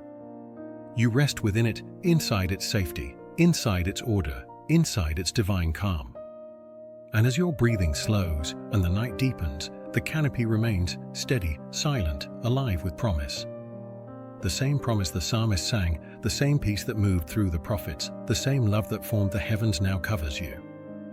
Nothing can reach you outside of that presence. Nothing can separate you from that protection. You are covered. You are kept. You are part of the infinite. And as the stars continue their quiet song above you, the soul begins to hum with the same tune, the rhythm of rest, the melody of trust, the harmony of divine peace under the canopy of heaven. There is a quiet mystery in realizing that the same God who shaped the heavens also chose to dwell within the human heart. The sky above may show His majesty, but the heart reveals His intimacy. You can look up and see creation's beauty, but when you look inward, you find the Creator's presence. The psalmist wrote, "The Lord will keep your life."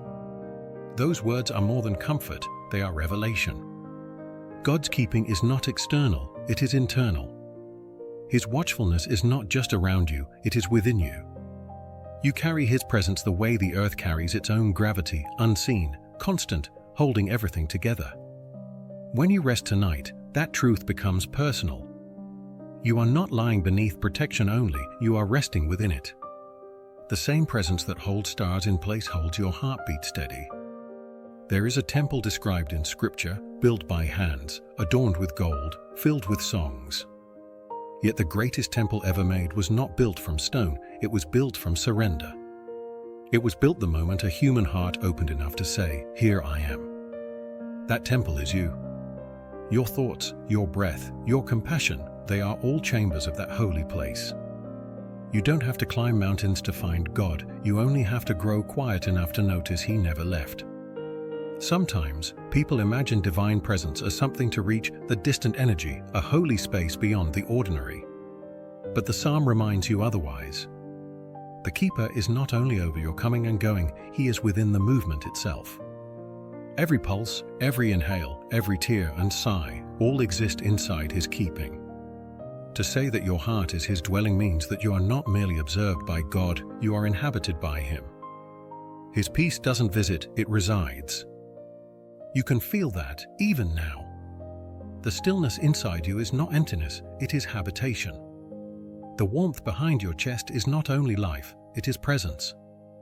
The world teaches that holiness is found in perfection, but divine presence is found in authenticity. You don't have to be flawless to hold God. You only have to be open. The psalmist knew this when he said, "The Lord is your shade at your right hand." Shade doesn't remove light, it balances it. Presence doesn't erase your humanity, it sanctifies it. You are not a vessel too fragile to hold holiness. You are the reason holiness became gentle enough to enter human form. You might recall another story when Jesus told His disciples that the kingdom of God is within you. It was not a metaphor for power, it was a declaration of intimacy. He was saying that heaven's reality begins in the heart, not in the sky. And so, when you rest tonight, you are not just under divine care, you are within it, and it is within you. The line between the sacred and the self disappears. Your heart becomes the meeting place of eternity and time. Each beat becomes a reminder of connection, not separation. If you close your eyes now, you can almost feel it, the quiet rhythm beneath your ribs, steady and faithful. That is not just your body keeping time, it is the echo of creation's heartbeat within you. The same pulse that began when God said, "Let there be light," still moves through your being. The same breath that stirred the first life still fills your lungs. You are living proof that God never left His creation. He lives in it, and through it, and as it, within the soul that knows how to rest. There's something sacred about realizing that prayer doesn't have to reach out. It can rise from within. You don't have to send your words upward, you can simply whisper inward. Because the one you are speaking to is already home. That is the peace the psalm promises, not just safety from harm, but union with the keeper. When your thoughts become too loud, remember, you are not a traveler trying to find God, you are a house in which He dwells. You are not outside His presence trying to enter, you are the space where His Spirit rests. And when you rest, He rests with you. Not because He needs to, but because you are one. Your fears, your hopes, your smallest desires, none of them are hidden from Him, because none of them exist outside of Him. You live inside His awareness. You move within His care. When you remember that, even pain begins to feel different. It no longer defines you, it becomes another room in the temple, another space for grace to enter. The psalmist spoke of shade and keeping, of watching and guarding, but the greatest act of divine keeping is indwelling. It is God saying, "I will make my home in you." That is what transforms a weary night into a sacred one. You are not trying to reach heaven, heaven has already reached you. Sometimes, the heart resists that truth. It believes it must earn love, prove worth, deserve peace. But divine presence has no conditions. It arrives because that's what love does, it fills space. You are not too human for God to dwell in, you are exactly human enough. The same Creator who formed galaxies also formed your heart wide enough to hold His Spirit. You can imagine it now, a soft light glowing at the center of your being, quiet but constant. It doesn't flicker with your emotions, it doesn't fade when you doubt. It simply remains. It fills every corner that fear once occupied, until there is no division left, only warmth, only awareness, only God. The psalm says that He will keep your life. That keeping happens from the inside out. The world might shake, but your center does not. The surface might move, but the core remains. Because His presence is not around your life like armor, it is inside it like breath. And as you breathe slowly now, you begin to sense how close that presence is, not beside you, not above you, but within. The God who watches over the universe also watches from the secret chamber of your heart. He doesn't simply protect you, he participates in you. Every moment of peace you feel, every act of kindness you offer, every quiet surrender you make, all of it is the expression of his life through yours. You are not waiting to find God, you are learning to recognize where he already is. And when you do, rest stops feeling like escape and starts feeling like reunion. You are not leaving the world behind, you are returning to the center of it, to the place where heaven and earth meet in the silence of your chest. That is what it means to rest in divine keeping. It is not about walls or distance or direction. It is about awareness. You don't have to go anywhere. You only have to stay. Stay still enough to hear your heartbeat, to feel the warmth behind your ribs, to know that this is holy ground, not because it is perfect, but because it is inhabited. And as that realization deepens, peace begins to grow, slow, steady, rooted. You are no longer trying to hold yourself together, you are letting the one who lives within do it for you. The world outside may continue to turn, but inside, all is still. Your heart has become a sanctuary, not for fear, not for striving, but for presence. And as the night continues, you rest not beneath the stars, but within the light that created them. You rest in a home that God himself built, your heart, his dwelling, alive with peace, full of grace, completely his. There is a rhythm to your life that you don't always notice, the quiet sequence of movements, choices, pauses, and paths that carry you through each day. It may feel random sometimes, or uncertain, but there is a presence that watches every step. The psalmist called him the keeper, the one who will not let your foot slip. You take thousands of steps without thinking. Across rooms, down hallways, through seasons, into unknown places.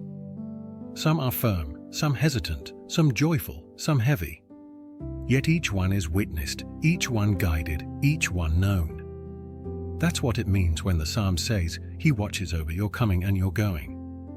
It doesn't only mean protection from harm, it means participation in your journey. It means you never walk alone, even when it feels like you do. Imagine for a moment how a parent watches a child learning to walk, not controlling, not intervening at every stumble, but nearby, alert, ready to catch if needed. That is how God watches over you. He is not hovering to correct, he is accompanying to support. His eyes are not searching for mistakes, they are watching with affection. You may think of guidance as a voice from the sky, a sudden answer, or a sign written in light. But most of the time, it's quieter. It comes as peace that rests on one decision and not another, as a door that closes before you can enter, as an opportunity that arrives at exactly the right time. It is subtle, but it is real. The watcher of your steps doesn't rush you forward. He walks beside you at the speed of grace. Psalm 121 was often sung by travelers on the road to Jerusalem, a song of ascent, of pilgrimage. Every verse is a reminder that movement is sacred. That God doesn't only dwell in holy places, but in the act of traveling itself. The journey is not separate from the destination, it is part of the worship. In your own life, you are always moving from season to season, from thought to thought, from prayer to fulfillment. And in each transition, divine presence is near. When you don't know where to go next, remember, the one who watches your steps is not waiting for you at the end of the road, he is the road. Every path you've taken, even the ones that looked like detours, has been guided. Every delay was direction. Every pause was protection. Sometimes you might wish God's guidance were clearer, louder, unmistakable. But the truth is, clarity often comes only in hindsight. The psalm doesn't promise foresight, it promises oversight. The keeper sees what you cannot yet see. If you look back, you can already trace it, the moments that didn't make sense until later, the choices that led you where you needed to be, the timing that now feels perfect. None of that was chance. It was keeping. When the psalm says that he will not let your foot slip, it doesn't mean you'll never stumble. It means that even when you do, you won't fall beyond his reach. Your missteps are still on holy ground. The ground of grace is not smooth, it is secure. You might picture a mountain path, uneven and winding, yet solid beneath. That's life. Sometimes your steps are steady, sometimes unsure. Sometimes you see the summit, sometimes only fog. Yet through it all, the footing beneath you remains, God's hand beneath your journey. There is a moment in the book of Exodus when God tells Moses, "My presence will go with you, and I will give you rest." It's a promise that combines movement and peace. You are not guided by fear, you are guided by rest. That's how the watcher of your steps leads, not by pushing, but by drawing. Not by pressure, but by peace. If you pay attention, you'll notice that peace has a direction. It leans gently towards certain paths and away from others. It's not always logical, but it's always loving. The same peace that guarded the psalmist on the road to Jerusalem guards your choices now. When you walk with God, you don't have to see the entire map, you just have to take the next faithful step. Each small obedience becomes part of a larger pattern. Some days, your steps are fast, filled with energy and excitement. Other days, they are slow, heavy, uncertain. Both are holy. The keeper doesn't measure progress by pace, he measures it by trust. Even when you stop moving, he doesn't stop guiding. Stillness is part of the path. The pauses are sacred too.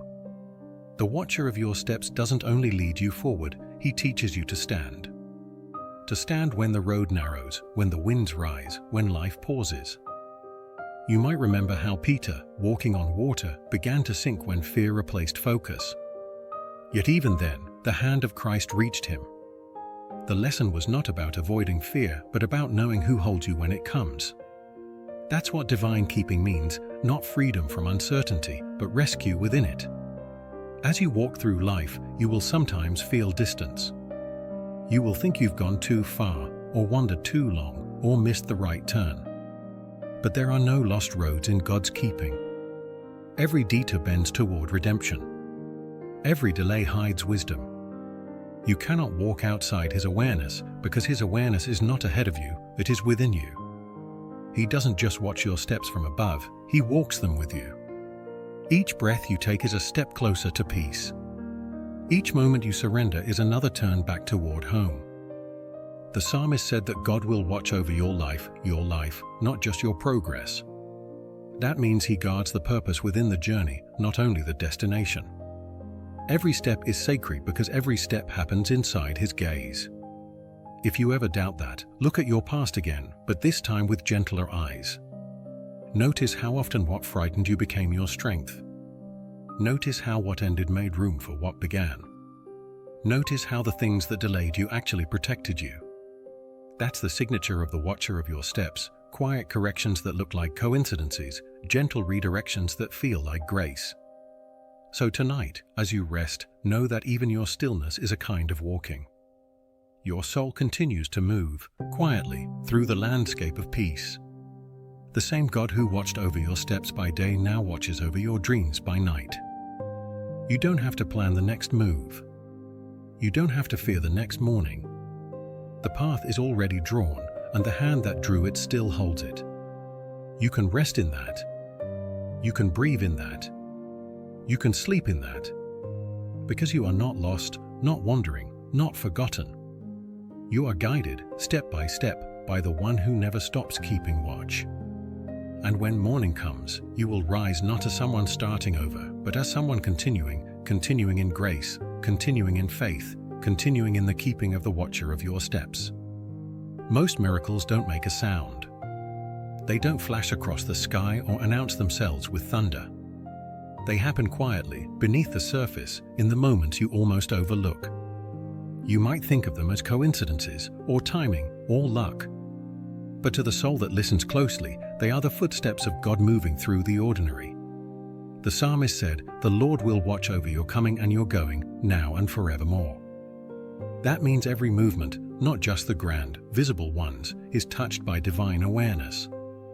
Even the smallest shift in your day, the brief pause before a choice, the unexpected kindness from someone you barely know, these are all traces of something larger, weaving your life together with unseen care. Silent miracles are the language of a God who prefers intimacy to spectacle. They don't shout to convince you, they whisper to remind you. They're meant not to overwhelm, but to awaken. Think for a moment about how your heart beats. You don't command it. It simply moves, faithfully, quietly, keeping you alive. That is a miracle, and yet, because it's constant, you forget to notice.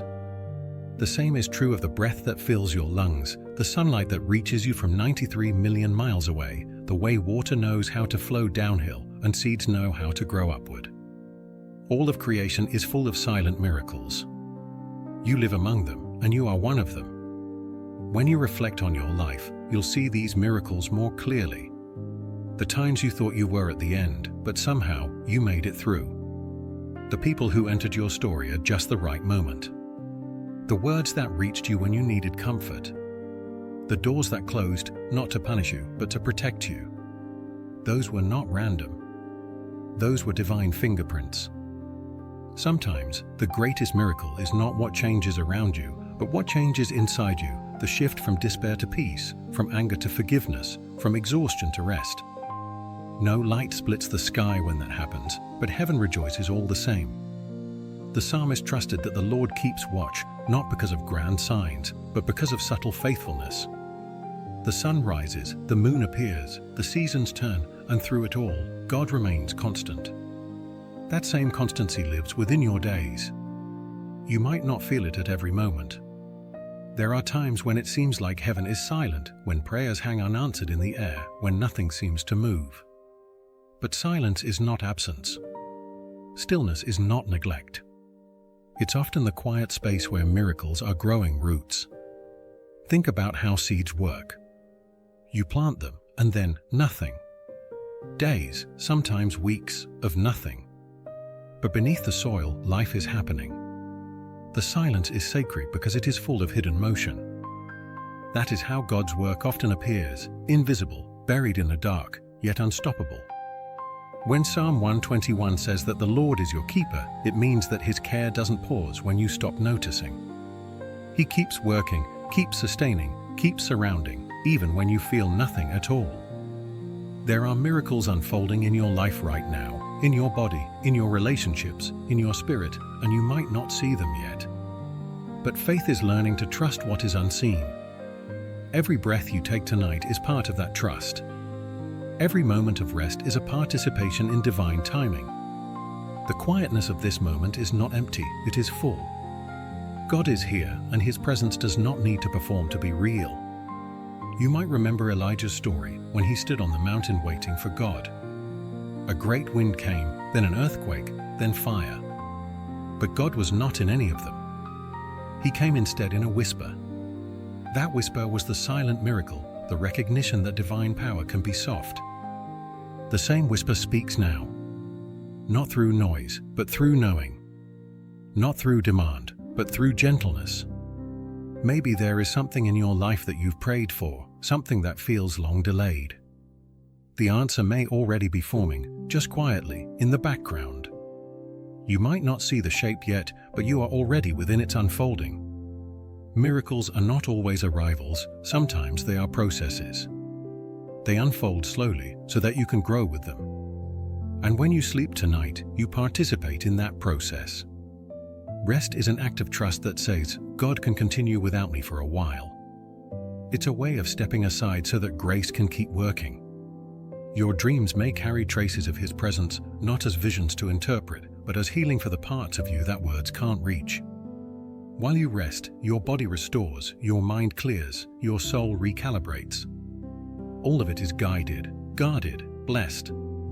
Even sleep itself is a miracle, an invisible repair, a nightly resurrection. The psalmist knew that. He called God the keeper of Israel, the one who never slumbers. That means when you close your eyes, heaven stays awake.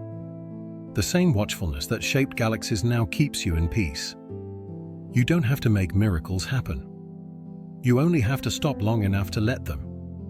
Sometimes that's the hardest thing, to stop striving, stop pushing, stop forcing outcomes. But surrender is not weakness, it's the posture of faith. It's saying, I believe there is something happening beyond what I can see. And that is where silent miracles are born, in the space between effort and trust. If you think of the day you just lived, there were small miracles there too. The conversation that comforted you, the problem that resolved itself, the strength that came back when you thought you were done. You didn't cause those moments, you received them. You walked into them because grace had already prepared them. And tomorrow, more will come, new ones, quiet ones, hidden in the folds of the ordinary. You may not recognize them as miracles right away. They might feel like routines, like coincidences, like interruptions. But in time, you will look back and see the thread of divine timing woven through it all. Because God does not need noise to work. He only needs willingness. When the psalmist sang of divine keeping, he was describing this, the miracle of being cared for constantly, even when unaware. You are not sustained by chance, you are sustained by intention. The sun will rise tomorrow because God has already commanded it to. Your heart will keep beating because grace has decided it should. The same power that holds the stars in place holds your life in place. And if you could see from heaven's perspective for even a moment, you would be amazed by how much has already been arranged for your good, how many dangers were unseen, how many mercies were quiet, how many blessings came disguised as detours. Silent miracles fill your story like stars fill the night, countless, constant, each one shining in its own time. As you rest tonight, you don't have to name them all. You only have to be grateful. Gratitude is the awareness that turns silence into worship. And as you breathe slowly now, peace begins to take the place of worry. The more you notice the quiet blessings, the less room there is for fear. The night deepens, but so does awareness. Every breath becomes a prayer of trust, every moment of stillness a seed of renewal. You are surrounded by the unseen. You are held by what does not need proof. The keeper of your life has not stopped working. The silence is full of his miracles, still unfolding, still shaping, still preparing what's next. And as your body grows heavier with rest, your spirit grows lighter with trust. Tomorrow will bring its own light, and when it does, you'll realize that the miracles never stopped, you simply learned how to notice them. There comes a moment in every night when the body begins to surrender, when the mind softens its grip, and when the soul starts to remember what peace feels like. It's not a forced silence or a practiced calm, it's something deeper, something older, something already within you. It is the gift of still rest. Rest is not just the absence of activity, it is the presence of trust. When you rest, you are saying to God, I believe the world can continue without my effort for a while. That act alone is a quiet kind of faith, a surrender that mirrors creation's own rhythm. The stars do not rush, the ocean does not force its waves, and yet everything finds its place in time. Psalm 121 reminds you that the Lord watches over your coming and your going. That means even in stillness, you are seen. Even when you stop, heaven keeps moving around you. The same divine awareness that guided your steps during the day now guards your dreams through the night. The psalmist wrote, "The Lord is your shade at your right hand." Shade is not the absence of light, it's the balance of it. In the same way, rest is not withdrawal from life, it's the balance that keeps you alive. It's the rhythm of grace, work and rest, motion and stillness, giving and receiving. The gift of still rest comes when you stop trying to hold the world together on your own. You were never meant to carry everything. You were meant to flow within it, to live, to trust, to breathe, and to let go. There's something holy about that moment right before sleep, when the mind begins to quiet and your awareness starts to drift. It feels like the border between earth and heaven, between effort and surrender. You are still awake, yet already somewhere beyond the noise of thought. In that sacred in-between, you begin to understand that God's keeping is not a distant act, it is immediate, intimate, present in every exhale. The same presence that formed the galaxies now slows your heartbeat, now calms your nerves, now fills your chest with breath.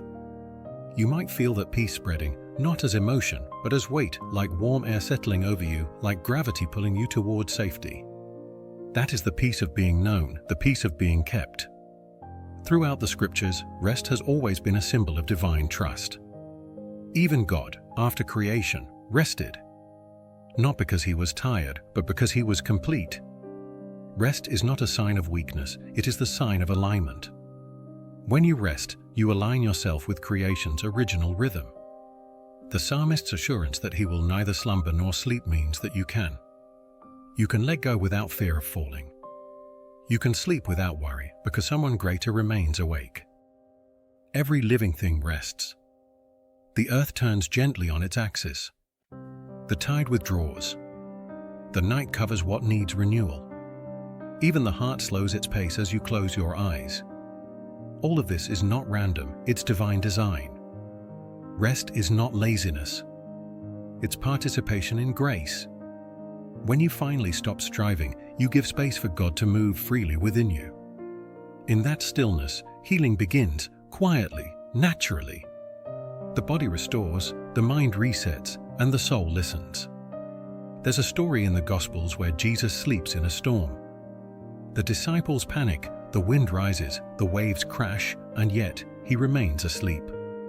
That sleep is not indifference, it is perfect trust. It is knowing that the storm cannot undo what peace has already secured. That same peace is available to you now. The storm outside, whatever it may be, cannot reach the depth of this rest. Still rest means more than physical sleep, it means resting in your spirit. It's that quiet understanding that everything belongs, that joy and sorrow, gain and loss, all find meaning in divine timing. You do not have to understand everything before you rest. You only have to believe that understanding will come when needed. The gift of still rest is that it holds you where answers are not required. It teaches you to be at peace even in uncertainty. It invites you to trust the keeper more than your comprehension. The psalm says, "The Lord will keep your life." That promise extends beyond safety. It means your essence is protected. Your peace is not fragile. It cannot be broken by circumstance. It is woven into your being. You might picture that peace now, not as light, not as sound, but as stillness. It's like standing at the edge of a calm lake at dawn, the surface untouched, the air cool, the reflection perfect. Nothing rushes. Nothing demands. Everything simply is. That is the rest your soul remembers. You are not separate from creation, you are part of its rhythm. When you rest, the universe rests a little with you. When you breathe calmly, the earth seems to breathe in harmony.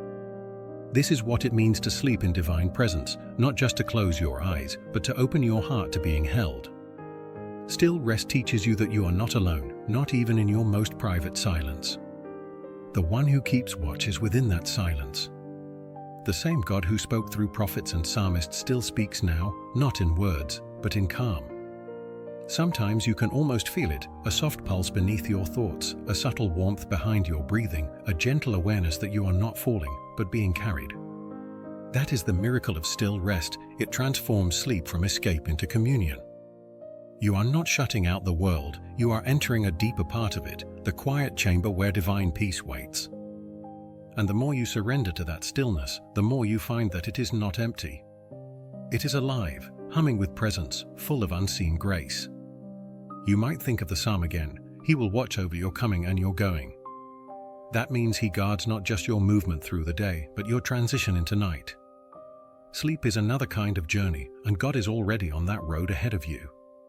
You are not entering darkness, you are entering care. The world outside may dim, but the soul begins to glow. In that glow, fear cannot dwell, because perfect love has filled the space.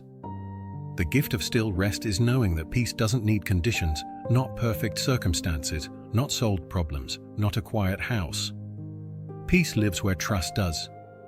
As you lie there, letting the weight of the day fall away, you can feel that trust settling in. Each breath becomes slower, heavier, softer. Thoughts begin to drift, not in chaos, but in rhythm. And somewhere between wakefulness and sleep, you realize that rest is not something you have to find, it is something you return to. It was always there, beneath the noise, beneath the effort, beneath the worry. The stillness you seek is not new, it is remembered. And as you let yourself drift now, as the body melts into peace, as the spirit eases into the gentle current of grace, you begin to understand the truth the psalmist knew, that the keeper is here. That his care is unbroken. That your life, your peace, your very breath are safe in his keeping. This is the gift of still rest, not the ending of the night, but the beginning of communion, where every breath becomes prayer, and every silence becomes presence. And as the night continues its quiet song, the soul answers softly, "Here I am, Lord, still, trusting, resting." There is always a morning waiting beyond the night. Even when you cannot see it, even when clouds hide the first light, it is already forming beyond the horizon. The rhythm of creation never stops: darkness and light, silence and song, sleep and awakening. Each one flows into the next, perfectly timed, beautifully kept. The psalmist said, "The Lord will keep your going out and your coming in, from this time forth and forevermore." That promise stretches beyond a single night. It covers every dawn that will ever come. You are not waking into uncertainty, you are waking into grace. When you sleep in peace, you rise in renewal. The body heals, the mind clears, the soul gathers quiet strength. You don't have to plan that renewal, it happens naturally, like the sunrise. Morning is not just a time, it's a message. It tells you that no night lasts forever. That even when things seem still or silent, God is preparing something new. The world outside may still be dark, but light is on its way. You might not see it yet, but it is moving closer with every breath you take. That is what it means to trust, to rest before seeing, to believe before feeling, to know that dawn always follows. As you lie here, somewhere between sleep and awakening, imagine the light beginning to unfold. Not suddenly, not harshly, but gently, the way morning really comes, a slow brightening of the edges, a soft return of warmth. That light doesn't just touch the world outside, it touches you. It finds the corners of your mind where fear used to hide. It fills the spaces in your heart that felt dim. It wraps itself around every shadow left from yesterday. That is the light of renewal.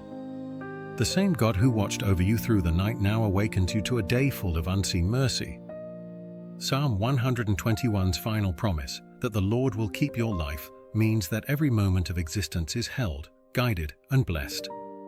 Even this one, as you slowly begin to wake from rest, is part of that keeping.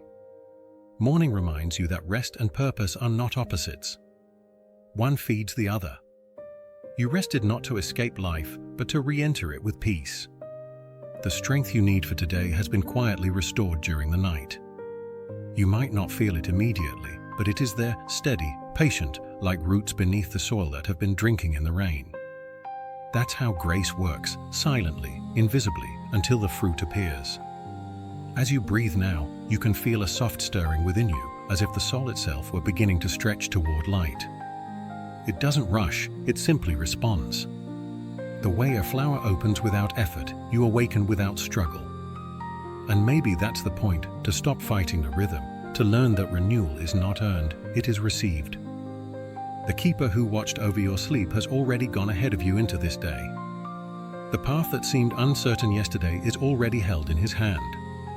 You don't have to run to meet it, you can walk slowly, knowing that his timing has already arranged what awaits. You might recall the pattern of the psalm, the lifting of the eyes to the hills, the assurance that help comes from the Lord, the reminder that he never sleeps. All of that was written for this moment, the moment when night becomes morning and peace becomes action. The peace you felt in the dark does not vanish with the sun, it transforms into strength. What was inward becomes outward. The calm that filled your heart now flows into your words, your choices, your kindness. That is how divine rest bears fruit, not through noise, but through presence. Every morning is a small resurrection. It proves that endings are never final, that what rests can rise again, that what sleeps can return renewed. The Psalm's promise, from this time forth and forevermore, means that God's keeping doesn't reset, it continues. Each morning is not a new beginning, it is the continuation of eternal care. So, as light begins to return, whether in the sky or only in your heart, you can let gratitude rise with it. Gratitude for what was healed, for what was carried, for what was quietly resolved while you slept. There are things that may still be waiting in your life, prayers still unfolding, answers not yet visible. But the morning teaches patience, the kind of patience that knows growth takes time, that understanding follows experience, that peace deepens through trust. You don't need to have all the answers at dawn, you only need to have hope. The keeper who guarded your rest is the same who will guide your steps. The God who stilled your fears in the night will strengthen your heart through the day. Each sunrise is a quiet reminder that love renews itself endlessly. You can picture it now, the horizon glowing softly, clouds lifting, the light expanding slowly across fields and rooftops, touching everything equally, making no distinction between worthy and unworthy, between ready and unready. It just gives and gives and gives. That's how divine love works. It doesn't measure, it shines. And as it shines, you realize that you have changed, even if you can't explain how. The worry that once felt heavy now feels distant. The thoughts that once raced now move with calm rhythm. Something has shifted, quietly, naturally. That's what rest does. It transforms without noise. Morning doesn't erase the night, it fulfills it. The night's purpose was peace. The morning's purpose is presence. Now, both become one. The peace of the night becomes the light of the day.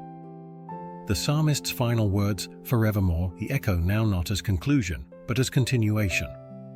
There is no point at which divine care stops. Not in the night, not in the morning, not in the in-between. You live within an unbroken circle of keeping.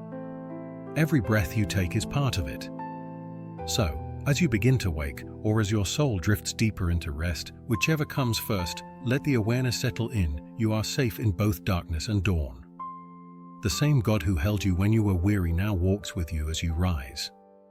And if you listen closely, you can almost hear it, the gentle hum of life returning, the heartbeat of creation moving again, the whispered assurance that all is well. This is the morning that awaits, not just light in the sky, but light in the soul. A morning that does not rush you, but welcomes you. A peace that does not fade, but expands.